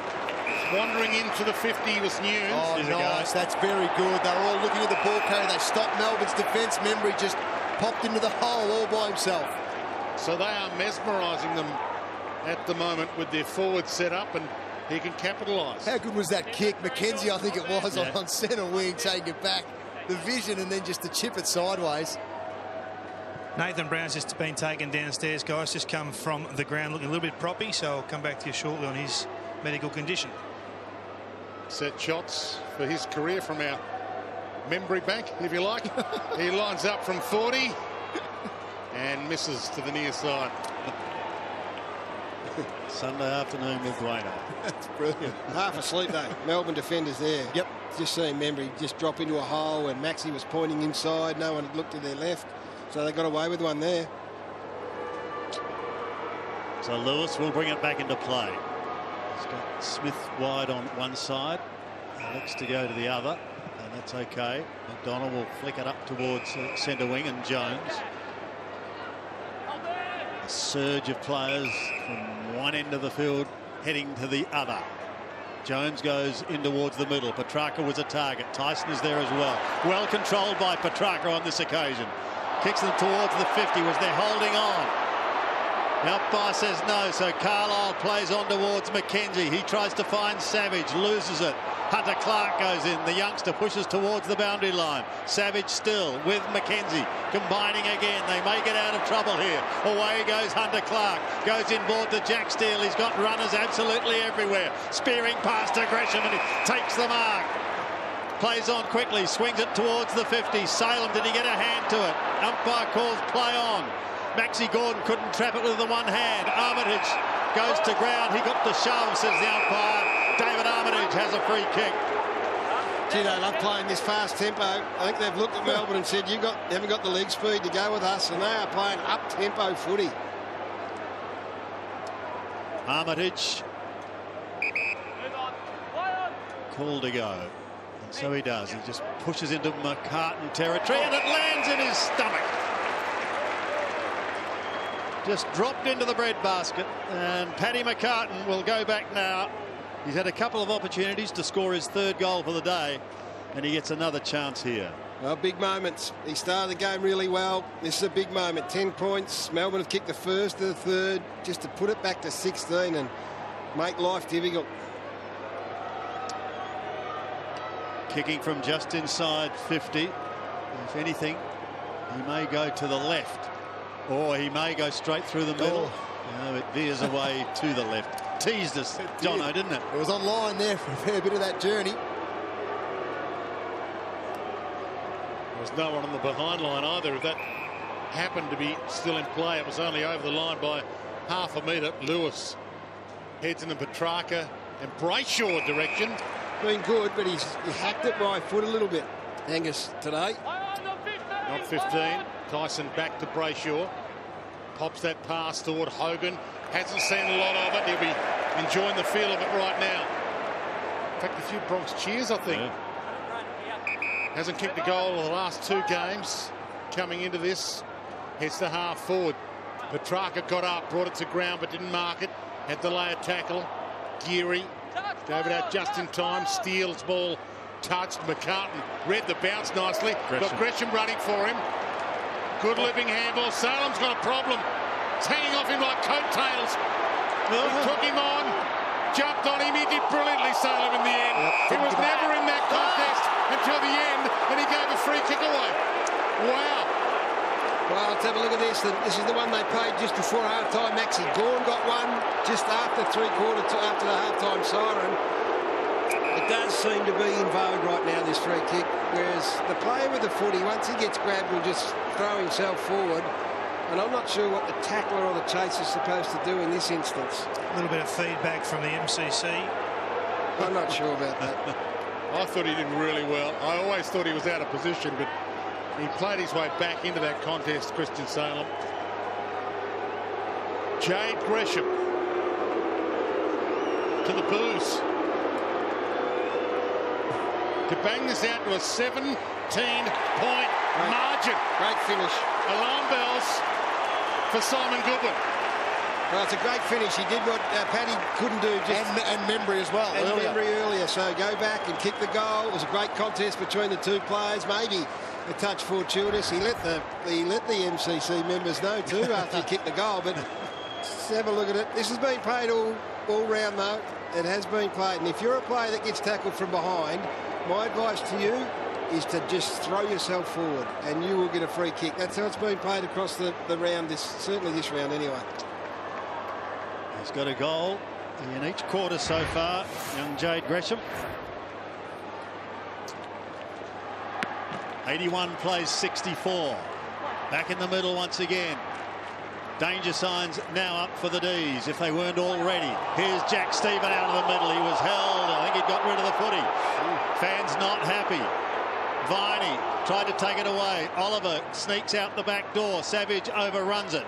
So too did Harms. Oliver tried to take it. Stephen at the bottom. Eventually flicked out wide. An opportunity for the new boy. Couldn't take it cleanly. Comes in towards the middle. Now a chance for Sinclair. Has a look downfield. Gresham's at the back. Takes the mark. Oh, did he play on? Thought about it, Sandy. He did think about it. Well, at the moment, this is getting to Melbourne. No doubt about it. They needed to come inside there. They missed the kick by... Here's the kick. He's got another one. Gresham has got 4. Well, Melbourne tried everything to get the ball back into the corridor, took the advantage, and then were caught out of position with the poor kick. So Jordan Lewis takes the advantage there over the top of Tyson. He tried to ignore the ball as if the umpire was going to call it back. Doesn't happen. And there's Gresham just running into space. He had a couple of options there. Sinclair, he had Paddy McCartan coming at the ball. Nice kick, though, over the top into space. Gresham decides to kick one around the corner. He's in fine form. He's confident. And why wouldn't you? And they deserve this. Don't worry about free kicks, fortuitous or not. Yep. They have been absolutely magnificent. And the challenge falls at the feet of the contender who thinks they're a finalist. Biggest margin of the game to either team. Melbourne had its own 3-goal lead earlier in the game. They kicked the first 3 goals of this game. Jones out wide, looks for Fritsch. Who's he got, though? Heads toward the pocket to a 1-on-2. Hogan got a couple of beat. Hogan might actually win this. Well, that's a disastrous free kick to be given away by St Kilda when they've just kicked. First game up. They've just kicked a couple in a row. They've lost their composure down there, Gary. Without Nathan Brown, he's on the bench at the moment. Looks like he's done a hamstring, so They're going to have to do it without their first pick full-back. So that was Dara Joyce, as you mentioned. Well, you can kind of understand, can't you? As bad as it is. So there's Brown and the Irishman giving that free kick away off the rookie list. And Hogan hasn't been in the goal kickers for a few weeks. And that will do in the world of good. Well, he just about hit that target behind the goals there that the Melbourne cheer squad hold up. And here's the free kick again. So Joyce not looking at the ball. And there just locks on with that right arm.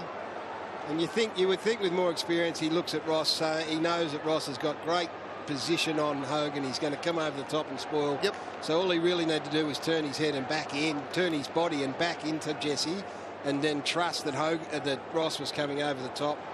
So we'll put that one down to a first gamer who hasn't grown up with this Indigenous game of ours. Great to see him out there though, and he's playing on Jesse Hogan. Not a bad first up assignment. It's back to a 17-point lead for the Saints. Out of the middle, Stevens and Jones. Who was holding who? Yep, Stephen in front. Yeah. He was being restricted. Plays on quickly.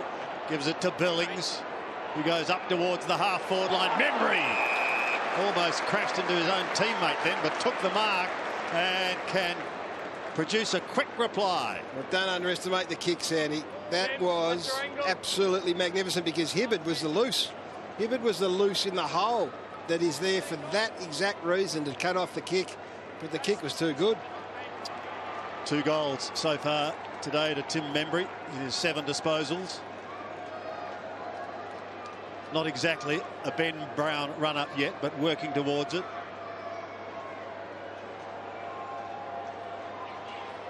Kicking from 46 metres. Perfect. And there's your answer. Membry gets his 3rd. Saints again out to 23 points. Well, they're working for each other. You can see Paddy McCartan there. There's Membry who ends up getting it. Gresham coming back to help as well. So watch this flow through. McCartan comes in trying to get the block in. Gresham as well trying to help McCartan. And then Membry just pops out with some great work there to get that metre on his direct opponent. So all 3 forwards for St Kilda working with each other. And it's in pretty safe hands. Membry in that position.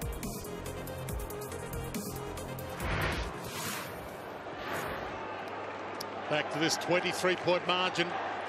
Equal biggest margin of the game. And no Gawn in the middle for the ruck contest.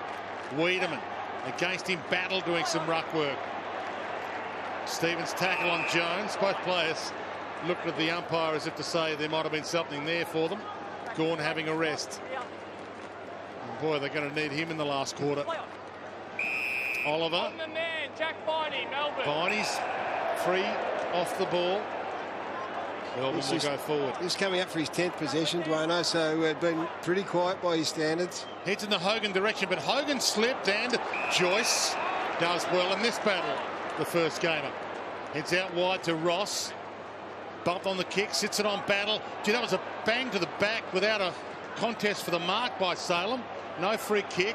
Stephen along the boundary, kept alive. Tyson feeds it back inside. Wiedemann couldn't do something with it. Clark, Steele, Weller, Armitage, good ball movement, high kick. Not Gresham this time. I thought Membry was going to jump for it. Membry stayed down, and Membry misses.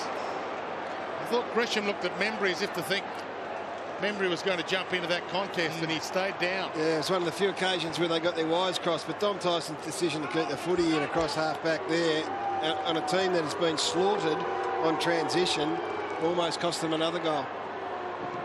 So Jetta to himself.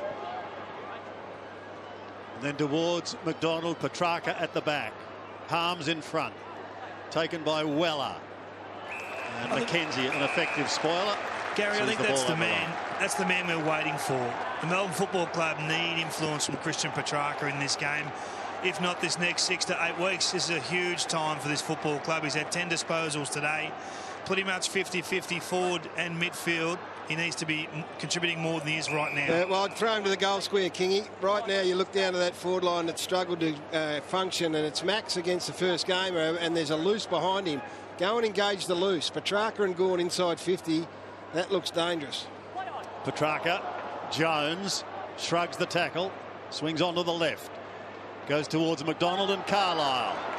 The latter controls it, gives it off to Geary. Now they're away again through Billings to Ross. Ross sneaks clear, goes towards the outer side. That's going to be okay. Membry's covering plenty of territory in opposition to Smith. Goes back to Billings once more. Billings towards McCartan. Couldn't take it cleanly. Armitage, a snap in towards Jack Stephen. Can't keep it in play and out of bounds in the right forward pocket. Paddy's got to clunk those. Yep. He's got to mark that footy. I mean, they've got a team down on their knees. He has to take that mark. 24 points is the margin in favour of the Saints after Melbourne kicked the first 3 goals of the day. Is this another one? A high ball, but it's wide by Jack Steele. Hasn't got the distance anyway. Super from that's courage and Jack just Viney. Tremendous mark. So their issue now is they've got Seb Ross playing as the deepest on his own, St Kilda, and you can see when the ball came in last time, if it doesn't get marked, then St Kilda will just swoop it out of defence. Gawn back on and stolen by Oliver. I thought he marked that, but I'm a long way away. I think he thought he marked it as well. Yeah.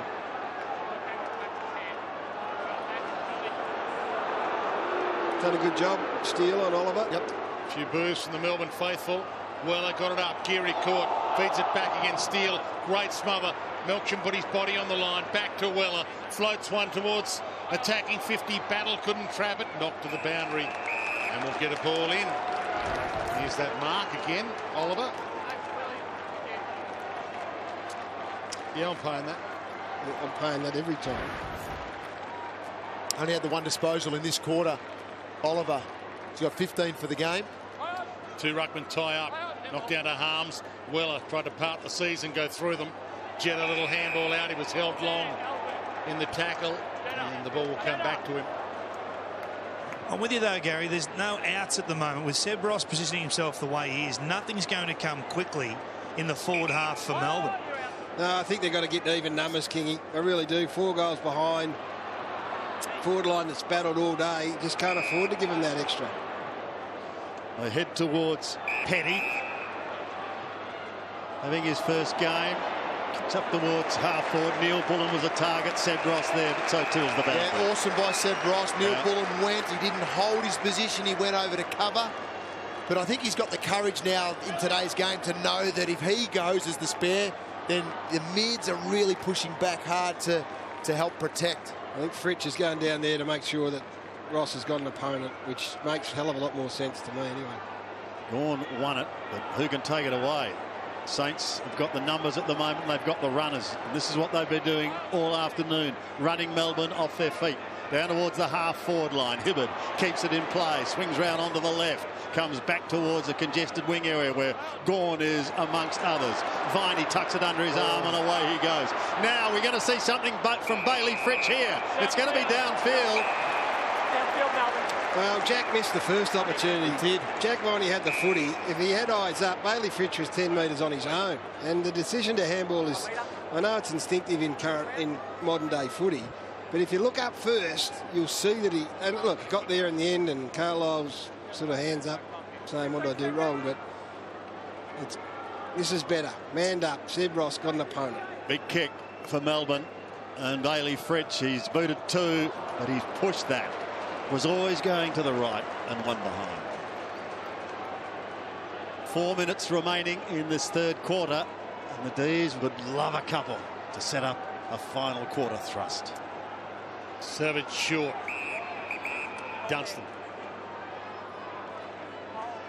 holds it up, uses his time, looks at what's on offer. Slap down McDonald, Tyson, Lewis, whether through the handball through traffic, and nearly mopped up his own mess. Jones went and made amends for him, pokes it up high, chance for Fritsch. Hogan back with the flight. Fritsch was there in front of him, he couldn't pull it down. Saints have the answers. Membry short, off hands. Big ball to win. Billings turns it over.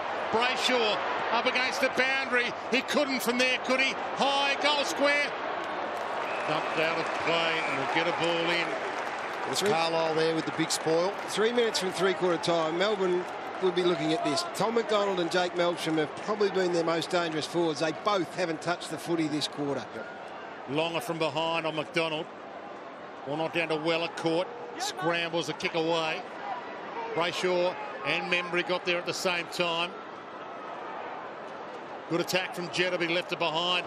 Tyson to Lewis. Pops it to the hot spot. Carlisle. Good solid positioning, great hands. Defends grimly. And they're away now. Through Sinclair, taking it from Geary. Wide towards the outer wing. Battle. Saints come inboard. It's going to be okay. Mark taken by Armour on his knees. He gets the hand pass away. Suddenly they're into attack once again through the agency of Weller. Now downfield towards the danger man in Gresham. Battle is there as well, but so too is the marking machine today in Maxi Gawn. And he worked back harder than any Melbourne player has all day to cover that transitional play. 2 minutes and 35 seconds remaining in the quarter. Back towards the middle. Wiedemann takes the mark. Going to send the D's into attack. Gives it to Lewis, who gives it to Brayshaw. This is where I want Tom McDonald coming up out of the goal square and presenting. No, that's where we talk about a reset for Melbourne. Lewis should be getting that there and going inside 50 to someone coming at him. Instead, they get in a dangerous spot, out to Brayshaw, out to Petrarca slow. Petrarca's kick up towards half forward, again repelled by Carlisle. Petrarca couldn't take the mark. Dunstan may have infringed high on Dom Tyson. He has.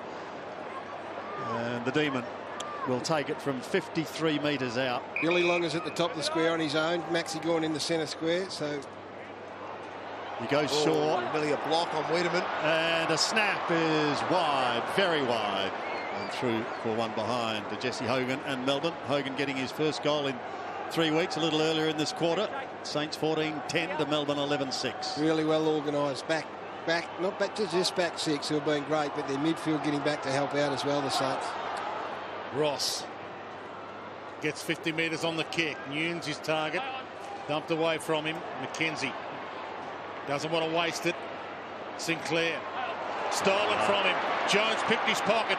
Needs to be clever with the kick. It's a bouncing ball and well read. Joyce in the hole. Short pass to Stephen from the Irishman. Stephen takes off half-back flank. He sees, but doesn't hit Geary and big Maxi. Loose man behind the ball. It's his ninth mark for the game now, Max. 1 minute left. Heads long. High bomb. Hogan in position. Carlisle. McDonald went hard and a little high perhaps. Savage. Dangerous kick, but clever. Gresham inside. Dunstan wide. Good gather by Rice. Tight ropes the boundary. Gets it towards Battle. Thumped away. And with 46 seconds left, we've got a ball in on the wing. 44 inside 50s, Melbourne 9 marks. St Kilda have been inside 39 times and taken 15. That's what they've got to work on at three-quarter time if they want to get back into it, Melbourne. Gone, not cleanly. Jones over the top trying to lock it up. Weller there as well. Petrarca, hurried kick, a kick that was touched. Ross couldn't take it cleanly. Savage at the bottom of the pack, held. Ross eventually gets clear. Floats a punt kick, but there's no one at home. Oh, no one at home, but McDonald will tidy up. He's got support through Hibberd. Hibberd needs support as well. He's got it in the form of Smith. From a standing start, he pumps it high towards Hogan and Co at centre wing. The Co was Max Gawn. Plays on. Advantage paid. He goes across the ground to Jordan Lewis. May run out of time. Salem, he does run out of time.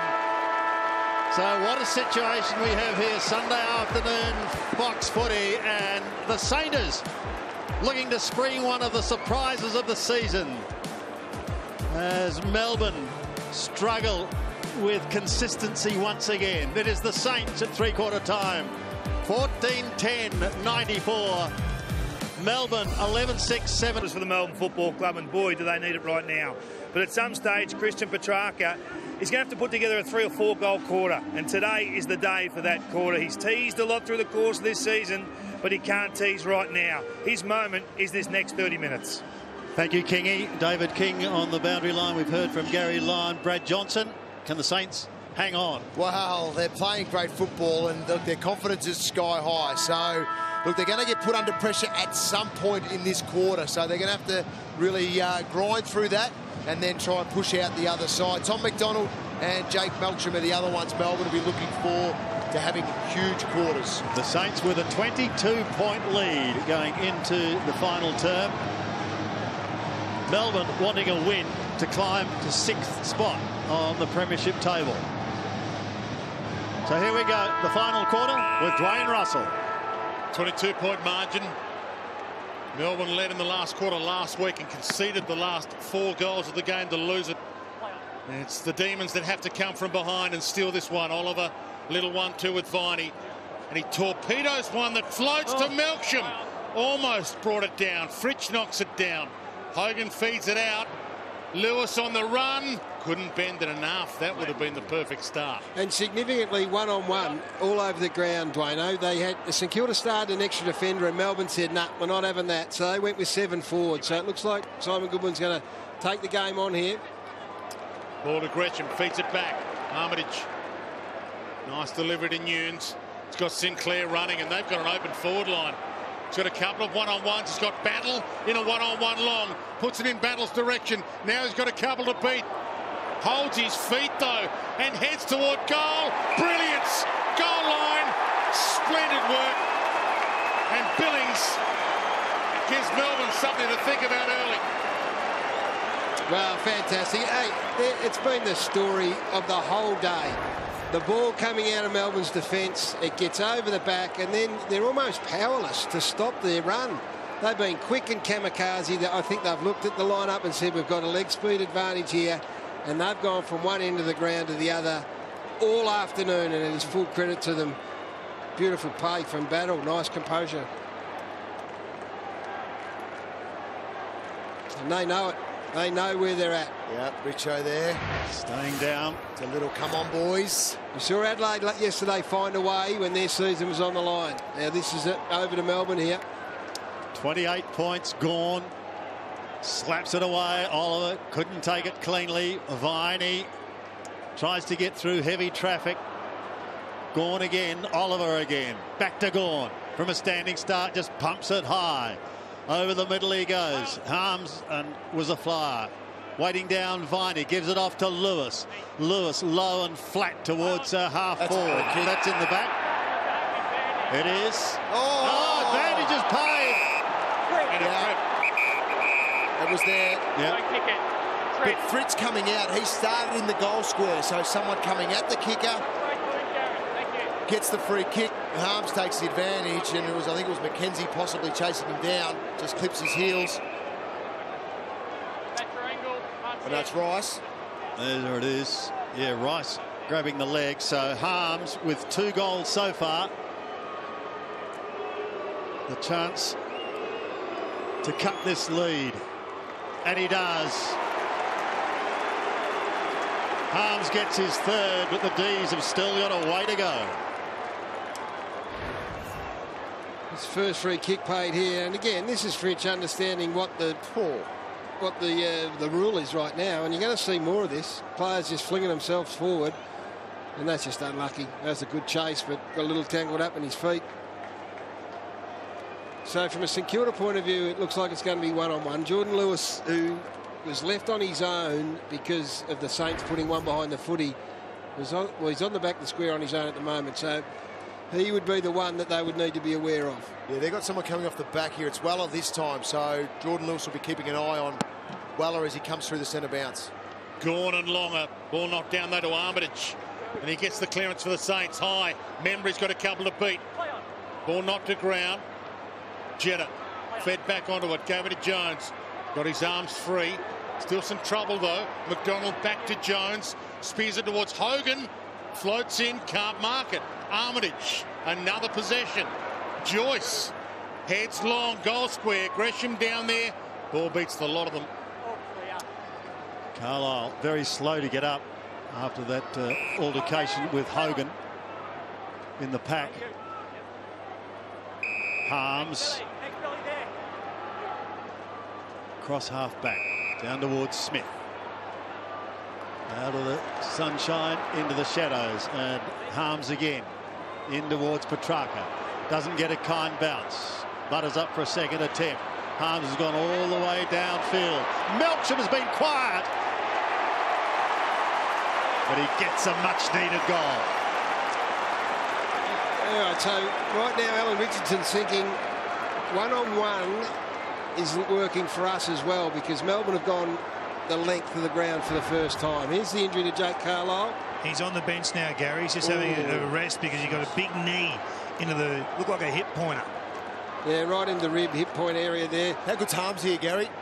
4 efforts to first get the outlet, and then 3 on the run from half-back to half-forward. Gets involved to set up this goal here to Melksham. Really important 2 quick goals. Gets them back in the hunt. 16 points. A little bit of doubt for the first time maybe in the Saints' mind. 3-goal game, back in the middle. Good drag down tackle. Oliver going nowhere. Come on, just let it go. Another ball up, and Carlisle wants to come back on.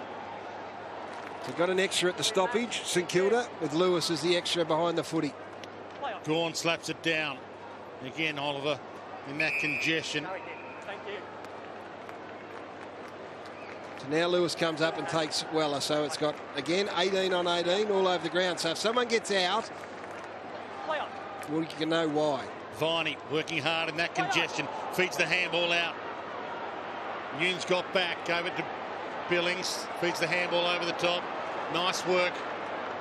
Oh, chip kick wide towards Weller. That'll work.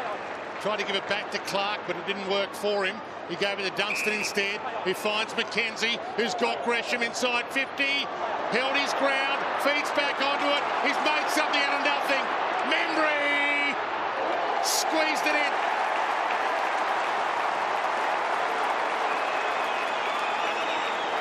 Gresham's having some sort of afternoon.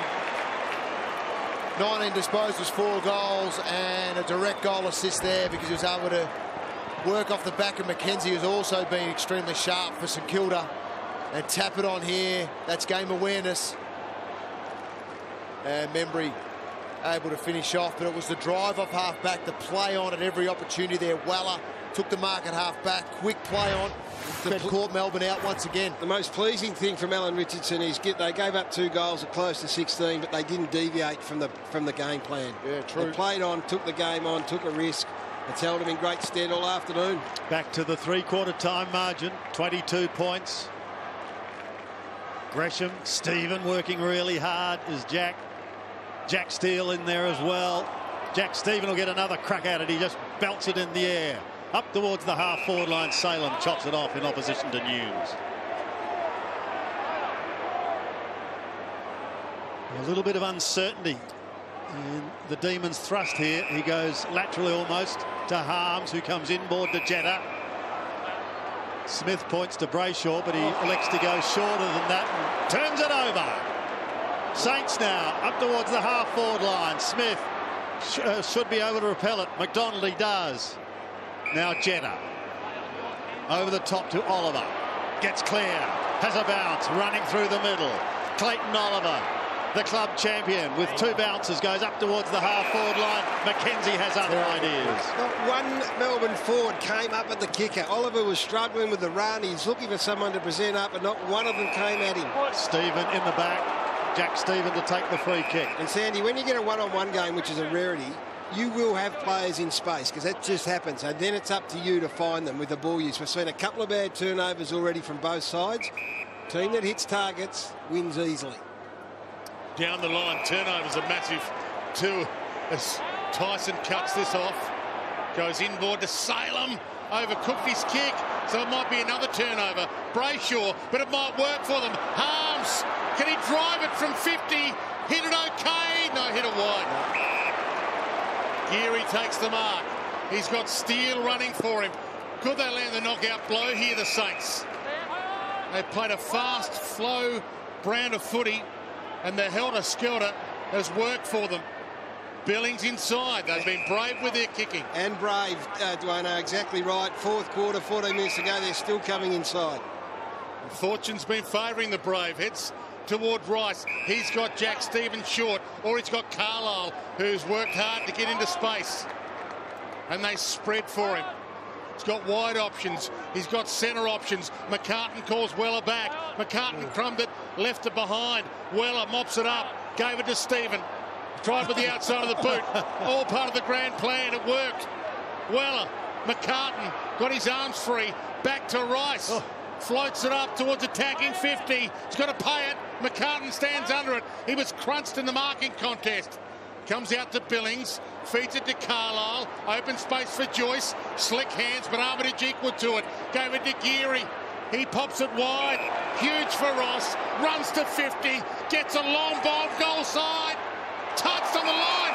Max Gawn pulls down a ripper. Could be a game saver from Big Maxi. But he's almost turned it over in the kick-in. Oliver feeds it wide. They dodge a bullet, and Melbourne's still in the game. 10 marks to Big Maxi Gawn. Petty. Harrison Petty towards centre wing. Hogan in the pack, and it's a big pack too. Geary. Petrarca. Rice at the bottom. More desperate, the Saints almost got over the back, almost got out the back. Maxi's been doing this all day. He's been absolutely superb. Pushed deep, saved it again. Fortunately, you need a couple of him. Geary again, the last man in the line, just held him up. Battle doing the ruck work. Tyson takes it away, goes with the left foot over the head of Neil Bullen. Wasn't a kind bounce. Armitage in heavy traffic, can't get out cleanly. The race is on. They go wide, Melbourne, but they've got possession. Melksham threads the eye of the needle. Lewis put Jones under pressure. He gives it to Oliver, who gives it to Tyson, who gives it to Neil Bullen, who pulls it. And that's not what he had in mind. Seb Ross defends to the outer side. Membry is there. He'll look down towards Jack Steele. Steele needs a kind bounce and he can run. He'll look towards Gresham. And McCartan. McCartan at the back. Won't get there in time. Hibbard close to the line, keeps it in play, tucks it under his arm, gives it to Maxi Gawn in the back pocket. Back he goes once again. They're clear once more. Hibbard's little left foot kick was interesting. Goes to Jack Billings. Kicking at 59% Melbourne and turning the footy over at will. McCartan pushed. Free kick. And he's almost within range here. Well, these are the ones where you reckon he's most dangerous because it's a bit of a free hit at it. Go back, take the time. Margins at 22 points. This would make it almost impossible. He's kicked 2 goals, 3. Tries to open up the angle a little. He's got the distance in him. Huge moment for Paddy. Pick one. Much publicised pick one. Still trying to make his way in the big time and have an impact. He can have an impact here. Heads long. It sails across the face. Stays in play. Free kick. Hit the behind post. Hit the behind post.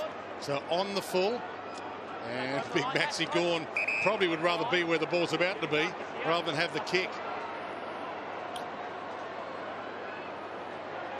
Time not...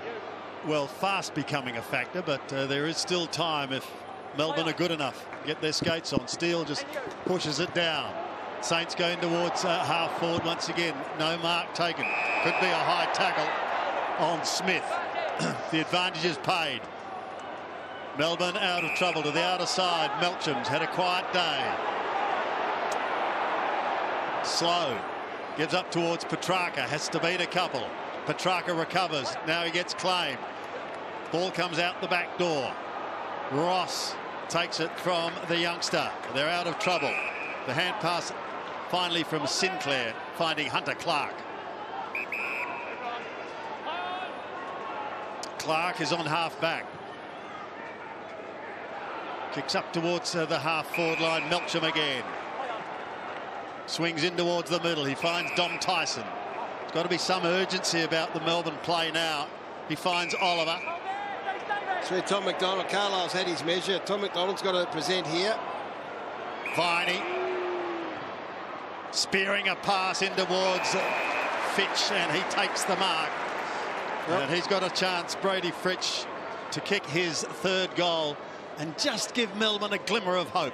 He's been their preferred option out of the goal square for much of the quarter. Carlisle's had McDonald's measure. Melksham hasn't been able to get a hold of it. So you're asking a lot of a first year to get you across the line. Bailey Fritsch for his third goal. This to make the margin 16 points. Still hope. There's still hope for the Demons as Bailey Fritsch gets his third.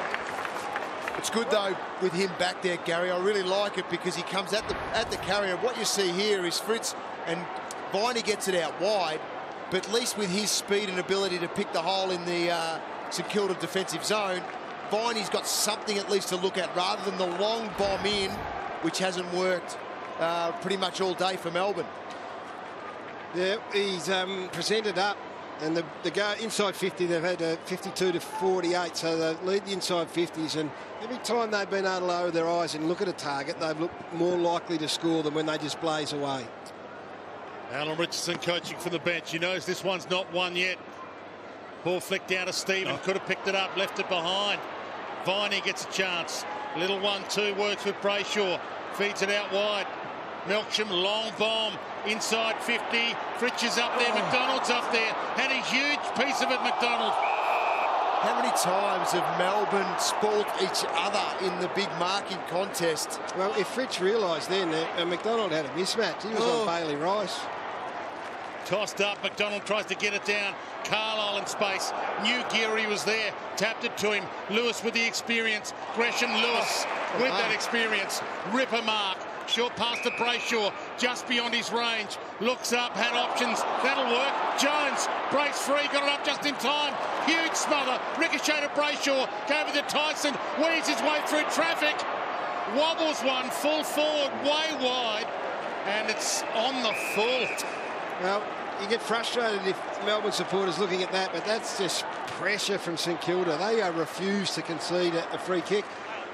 Just once they have to find a little target. 15-metre kick and then away you go. McCartan, strong mark. The half-back lifts it up towards centre wing where Tim Membry is lurking. He's got Battle down on that right half forward line, but he elects to go shorter to Armitage. Well, you want to hope they keep playing the way they have been, Sandy. Yep. Because that's what's held them in the best stead. Another 3 or 4 minutes they can start to burn a bit. Armitage goes down towards half forward. McCartan has drifted there, uses his strength to try and get clear, then has to defend. Jetta now under the pump, gets the hand pass away.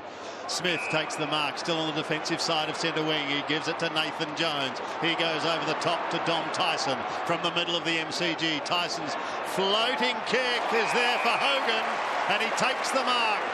45 out, almost directly in front. Well, that was better from Tyson. I was worried when he got the open ball in the middle of the ground. He's only kicked at 38% today, and I'm thinking, oh, trouble here, but he got it right. And he got it into Jesse Hogan's hands, and this is a big kick. And a slow play from the Saints. Hadn't seen it all day. Just kick slow, allowed Melbourne to get back. Hogan kicked a mini drought breaker in the third quarter. Will he go to the right, or will he kick it from 49 metres? Hey, we're still in it, says Jesse. Come on, boys. He's got his second. Melbourne have got their 15th, and we have got a huge finish right here on Fox Footy. Yeah, it's going to be massive. If St Kilda are to control things, they need to start to get back in corridor, control the corridor. Don't allow Melbourne the easy access like we've seen the last couple of entries. Try and keep them wide. Melbourne, though, courage with their ball movement. All on the line. They've got to find a way to stop Jack Viney. He's the one this last quarter, John. Three clearances, 2 centre bounce clearances, 8 touches. He's the midfield general in there, and they've released him, and he's going wild. Kicked 4 of the last 5, Melbourne. That would be the concern here for the Saints, who've got numbers behind the footy. Wiedemann in the ruck, but they get the clearance. It's Viney again. Little 1-2 tap. He's still going, Viney. Gets it to Jones. Max scores it full forward. It's in Maxi's direction. Maxi can't get there. Maxi might get there. Was he blocked, Max? He claims he was. Yeah. I think he just ran up. Well, there it is. Did he just run up? Oh, Ross has a little look. No, he just stood there. Ran into the back of him. Yep. Savage brings it back into play. Carlisle tucked in the back pocket. Just under 7 minutes remaining. This is not what we've seen, Sandy. This is not the way that Saints have been going about it. I understand the rationale behind it, but it's just giving Melbourne a chance to get back. Ross towards centre wing. No one clean. Passes Viney. A chance for Clark. He's done pretty well, the youngster. Down towards the half-forward line he goes. Gives it to Armitage, who flicks it high. Battle takes the mark. Josh Battle, 35 out directly in front. He could just about seal this game for the Saints. Now you go back to half-back. The bounce of the footy just opened the whole ground up. And that's what's great. And fortune favours the brave here. And they've been the bravest team, the St Kilda team. Josh Battle has this kick to make the margin 15 points. Playing in just his 4th game. The young man kicks. And the young man goals. Saints by 15 points. 5.5 minutes remaining. Hunter Clark's making his way off the ground at the moment for a rest, but that left foot kick through the middle to his teammate just opened things up. We'll see it here on replay behind the goals. There he is there, picks up the loose ball on the left, if you don't mind, over the top. And Armitage had Stephen there for the handball, but opted to go to the one-on-one battle with Battle, and he wins it. Yeah, and on the young first game, he's had a pretty torrid first outing. And this means, have a look at this from a St Kilda point of view. It's been a tough year. 3 goals, 5 minutes 40. It's been done before. Has sent Max Gawn back into the middle. They need a clearance. Oliver turns it over though to Membry, to Dunstan. Can the Saints land a knockout blow? Gresham's leading in the race for it. Bounced unkindly for him. And they get a ball in. They know they're nearly there. But they were the team that came last week from 39 points down to win the Saints just before the bye. They know that sometimes when you think you got it won, you can get it stolen from you if you go into your shell. Viney's been the instigator. To Salem, to Petrarca. Long to half forward. Geary connects. Knocked down by Melksham to McDonald. He spins inside, looks for Fritsch. He's been the go-to man. Manned up here, couldn't get near it. Harms gathers, feeds it back to Jetta, to Jones. The wise old head goes central. Fritsch, big fist away. McKenzie got his body on the line, had his heart in it the whole way at it. Big knockdown though by Smith, about to send them back inside 50. Look at the handball options. Heads over to Melksham. He goes to the pocket. No one's home. It's a fumble though. Ross in some trouble. Hogan wraps him up. It could be ball or back. Back or ball. It's ball.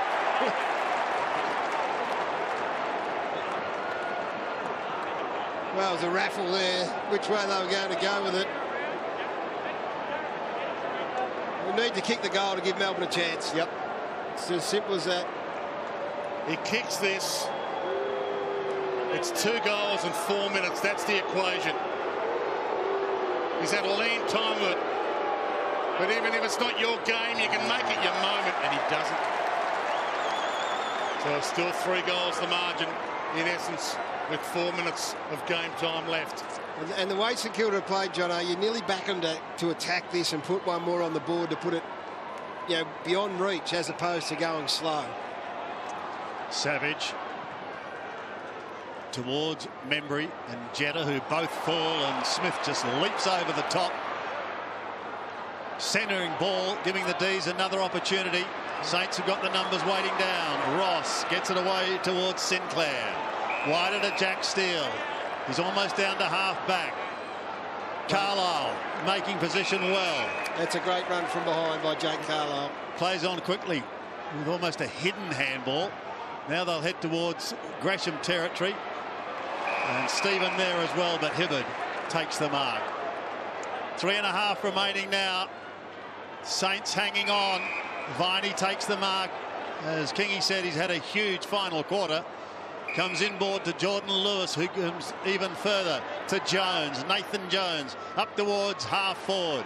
One grab, not enough. Nunes was going past but couldn't take the footy. Geary's out the back and he's got the hand pass off to Nunes. Longer from a standing start, just pumps it up towards centre wing.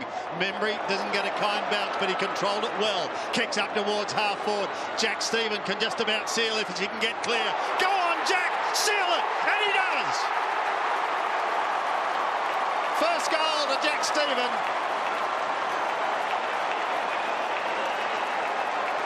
Well, it's just fantastic for St Kilda. It really is. 16th on the ladder. They've had a horrid year.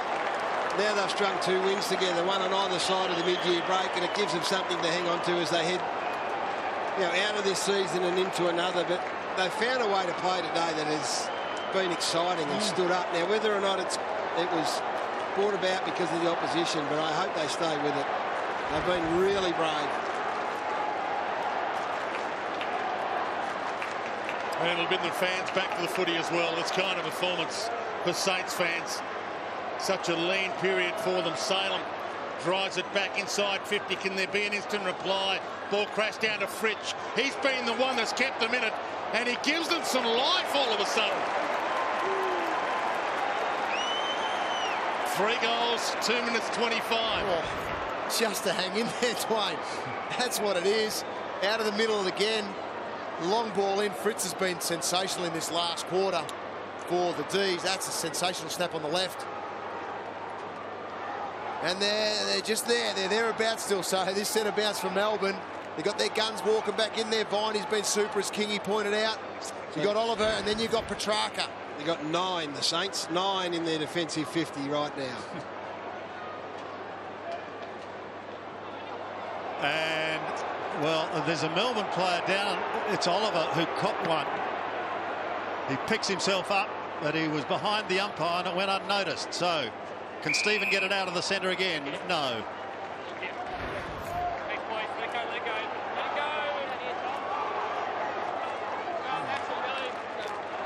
Jack Steele got the job on him, so as to speak. Oh, Stephen kicked the wrong way. Mackenzie. He knew he had numbers back. He rights the ship. Well, he did, 9 of them. Rights the ship and kicks wide towards centre wing. Hibbert gets a cruel bounce. And he's claimed well and truly by Battle. 3 big tackles in this game from Josh Battle. Big hit, big presence. Got to keep playing him. Just keep playing him.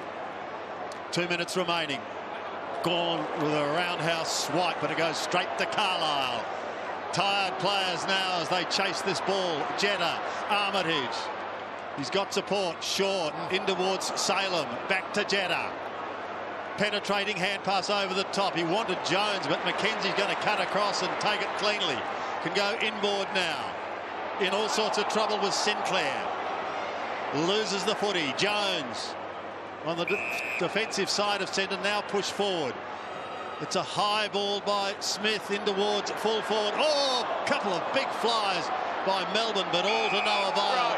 And that was a throw. So, an opportunity for the D's. Seconds tick away. Hogan's got it. 1 minute and 17 seconds on the clock. It's the last thing that Alan Richardson wants with 1 minute 17 to go. Tight angle. He missed from this position only minutes ago, but he gets this one. 1 minute and 6 seconds and counting. It's an 8-point ball game. Here's the throw from Seb Ross. It's probably exaggerated, wasn't it? To close the hand up. So 9 behind the footy was the last count at the centre bounce. How many is too many, Jono? You still need some sort of structure around the ball. Because if you win that clearance, get it out, try and create either a boundary throw-in or something out wide.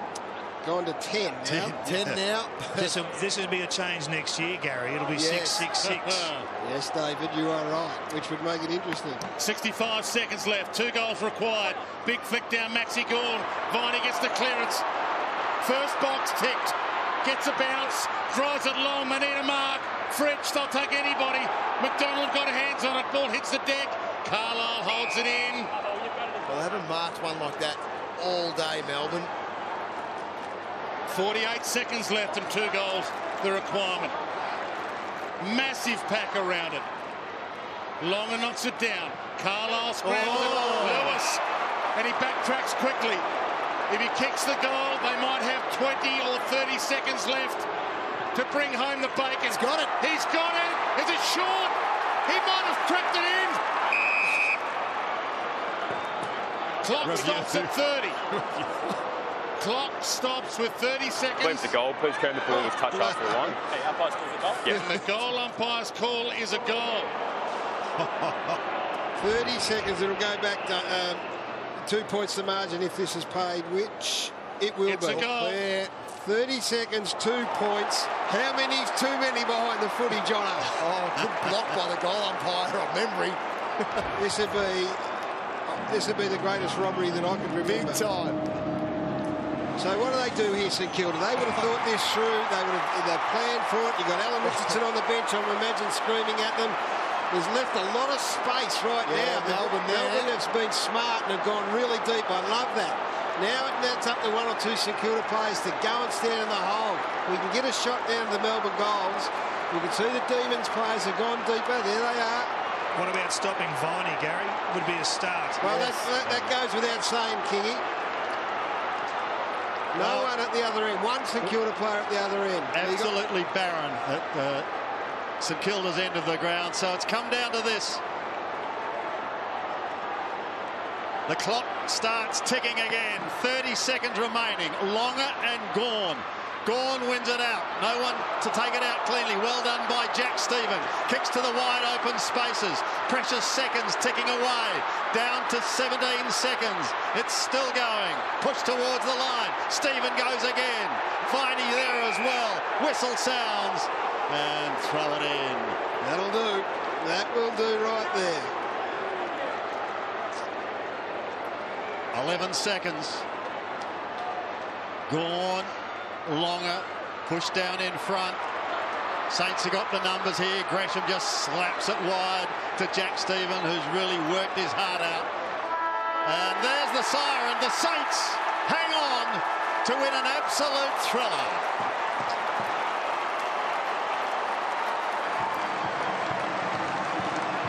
Thoroughly deserved. Absolutely thoroughly deserved. Got nervous and got tight towards the end there. But the better team all afternoon. Huge last quarter, 11 goals scored, 7 to Melbourne, 4 to the Saints to hold on by 2 points. It's just a really good game of football. It was magnificent. Well, it was, and right from the word go. I mean, Melbourne kicked the first 3 of the game, and it looked like it was, gee, a sluggy St Kilda, and there wasn't any pressure. And then once they got their run and carry going from the back half, they were just too quick and too fast. And Melbourne in the end went inside 50, 62 times to 50, so they won the inside 50 count again. But they were just too good. Thoroughly deserved win by a side that hasn't had too many of them. Let's go down to the ground. Kelly, you've got one of the Saints stars. Oh, I certainly do, Sandy. Joe Gresham just still catching his breath. You were under siege, Jade. How tense were those final few minutes? Yeah, I guess we sort of let him back in it in that last little bit, but credit to the boys, we kept fighting. And, I thought it was a really good four-quarter effort today against a quality side, so it was pleasing to get the win. You're right. I mean, it was brave. It was gutsy from this St Kilda team. Something I guess, the fact that you were able to take the game on, where's this been all year? Yeah, I guess we haven't had the year we want, but we've said we want to finish off the second half of the year strong, and, we know if we play like this every week, we can match it with the best, so, yeah.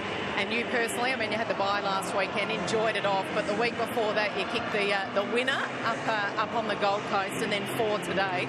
How much do you enjoy kicking goals? Yeah, I guess it's pleasing to get everyone on the field. It was good today. We all shared the load.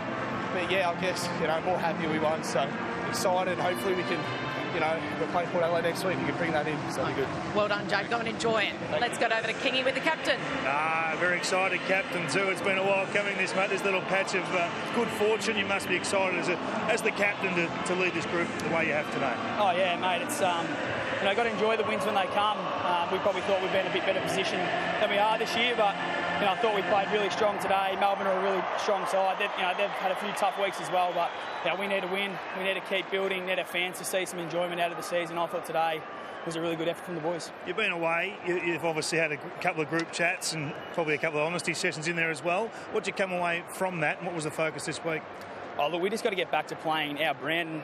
You know, some people would probably ask what St Kilda brand is, and over the last couple of years we think we've built pressure and a bit of toughness around the ball, and we've lost that. But I think the last couple of weeks we've sort of built back, you know, that toughness and pressure around the ball, and hopefully in the back end of the year we can keep doing that. A few kids making some inroads. You just talked about some goal kickers today, but there's a couple of youngsters really spiking up now. Hunter Clark to name one. Yeah, certainly Hunter's been good. Daniel McKenzie at half-backs the last couple of weeks has been really good. Bailey Rice, and you know, we can expose those boys, and hopefully in the back end of the year they can start playing some really good footy and playing some wins, which will be nice. Look forward to hearing the song down there, mate. Yeah, beautiful. Thanks, mate. Cheers. And I'm sure they'll look forward to singing it too as Melbourne leaves the ground. They'd be bitterly disappointed, but Richo relieved and delighted. Yeah, we see him every Monday night at the Fox Footy offices. He comes in, butters up for he and Chris Scott. They've been tough, I would imagine, there for quite a stint. So he's getting some reward now, and that's good to see. And there was an excitement about it. There was an excitement about the way they played. There's a young man that played his first game, and they didn't try and hide him. Joyce, he played in the hole, played on Hogan for quite a bit of the game. He's 1 for 1. Good to see the senior players of St Kilda sent the younger boys to the far end of the ground and kept themselves down this end. Have a look at the ladder later. I mean, you'll see Geelong, you'll see Melbourne drop games that they were absolutely expected to win, and this is the ramification right here. Melbourne nearly outside. The only reason they're not is that Geelong arguably had a greater upset, or as big an upset, if you like. And GWS with the big jump there with their win over Hawthorn. So it's still tied, isn't it, for top 4 and top 8? And the team in 11th look like they've rediscovered a touch of their mojo in the Adelaide Crows. So, she's going to be a good run home. So you think 3 spots still definitely up for grabs when you look at that ladder. Undoubtedly. So the St Kilda players about to head down to the tunnel. There's Jade Gresham. He booted 4. He was outstanding. Tim Membry had a huge day as well, also with 4 goals. Paddy McCartan kicked a couple early on. Carlisle rocked like in defence.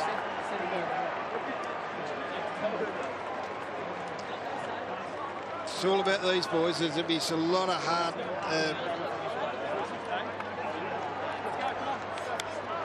So let's go down to David King. He's going to stroll in with the boys. Kingy? Seb, how good's this? As we walk down the race, the fans are going crazy. Just proud of the group? Yeah, bloody oath, particularly on the back of our Gold Coast game coming off the bye. It's good to string a couple of wins together. Melbourne have had the ledger of late, so it's good to be on the winning side for once. I look forward to singing the song with a couple of these young blokes. I haven't had the chance much this season, but this should be fun. I know. I think we had like 3 guys in the middle last week after that Gold Coast game, and had probably played 8 or 9 games for the year. So we'll have Darren Joyce in for his first game this week. He'll be in the middle. Does he know the words? Yeah, I think so. You might not be able to understand him, though. What do you think was critical today in terms of the matchup coming in and getting it right in game? What were you focusing on as a midfield group? I think Melbourne have built their brand around contested footy, so I think for the most part we're pretty good at matching them in that area, and then I think our ability to get it into our forwards, and I thought our forwards were terrific today, the way they put pressure on and were able to get multiple entries. They're waiting for you. Is this the sort of song you pull the coach in for or not? No, we did against the Gold Coast. I don't know if you join in for this one. Get in there, mate.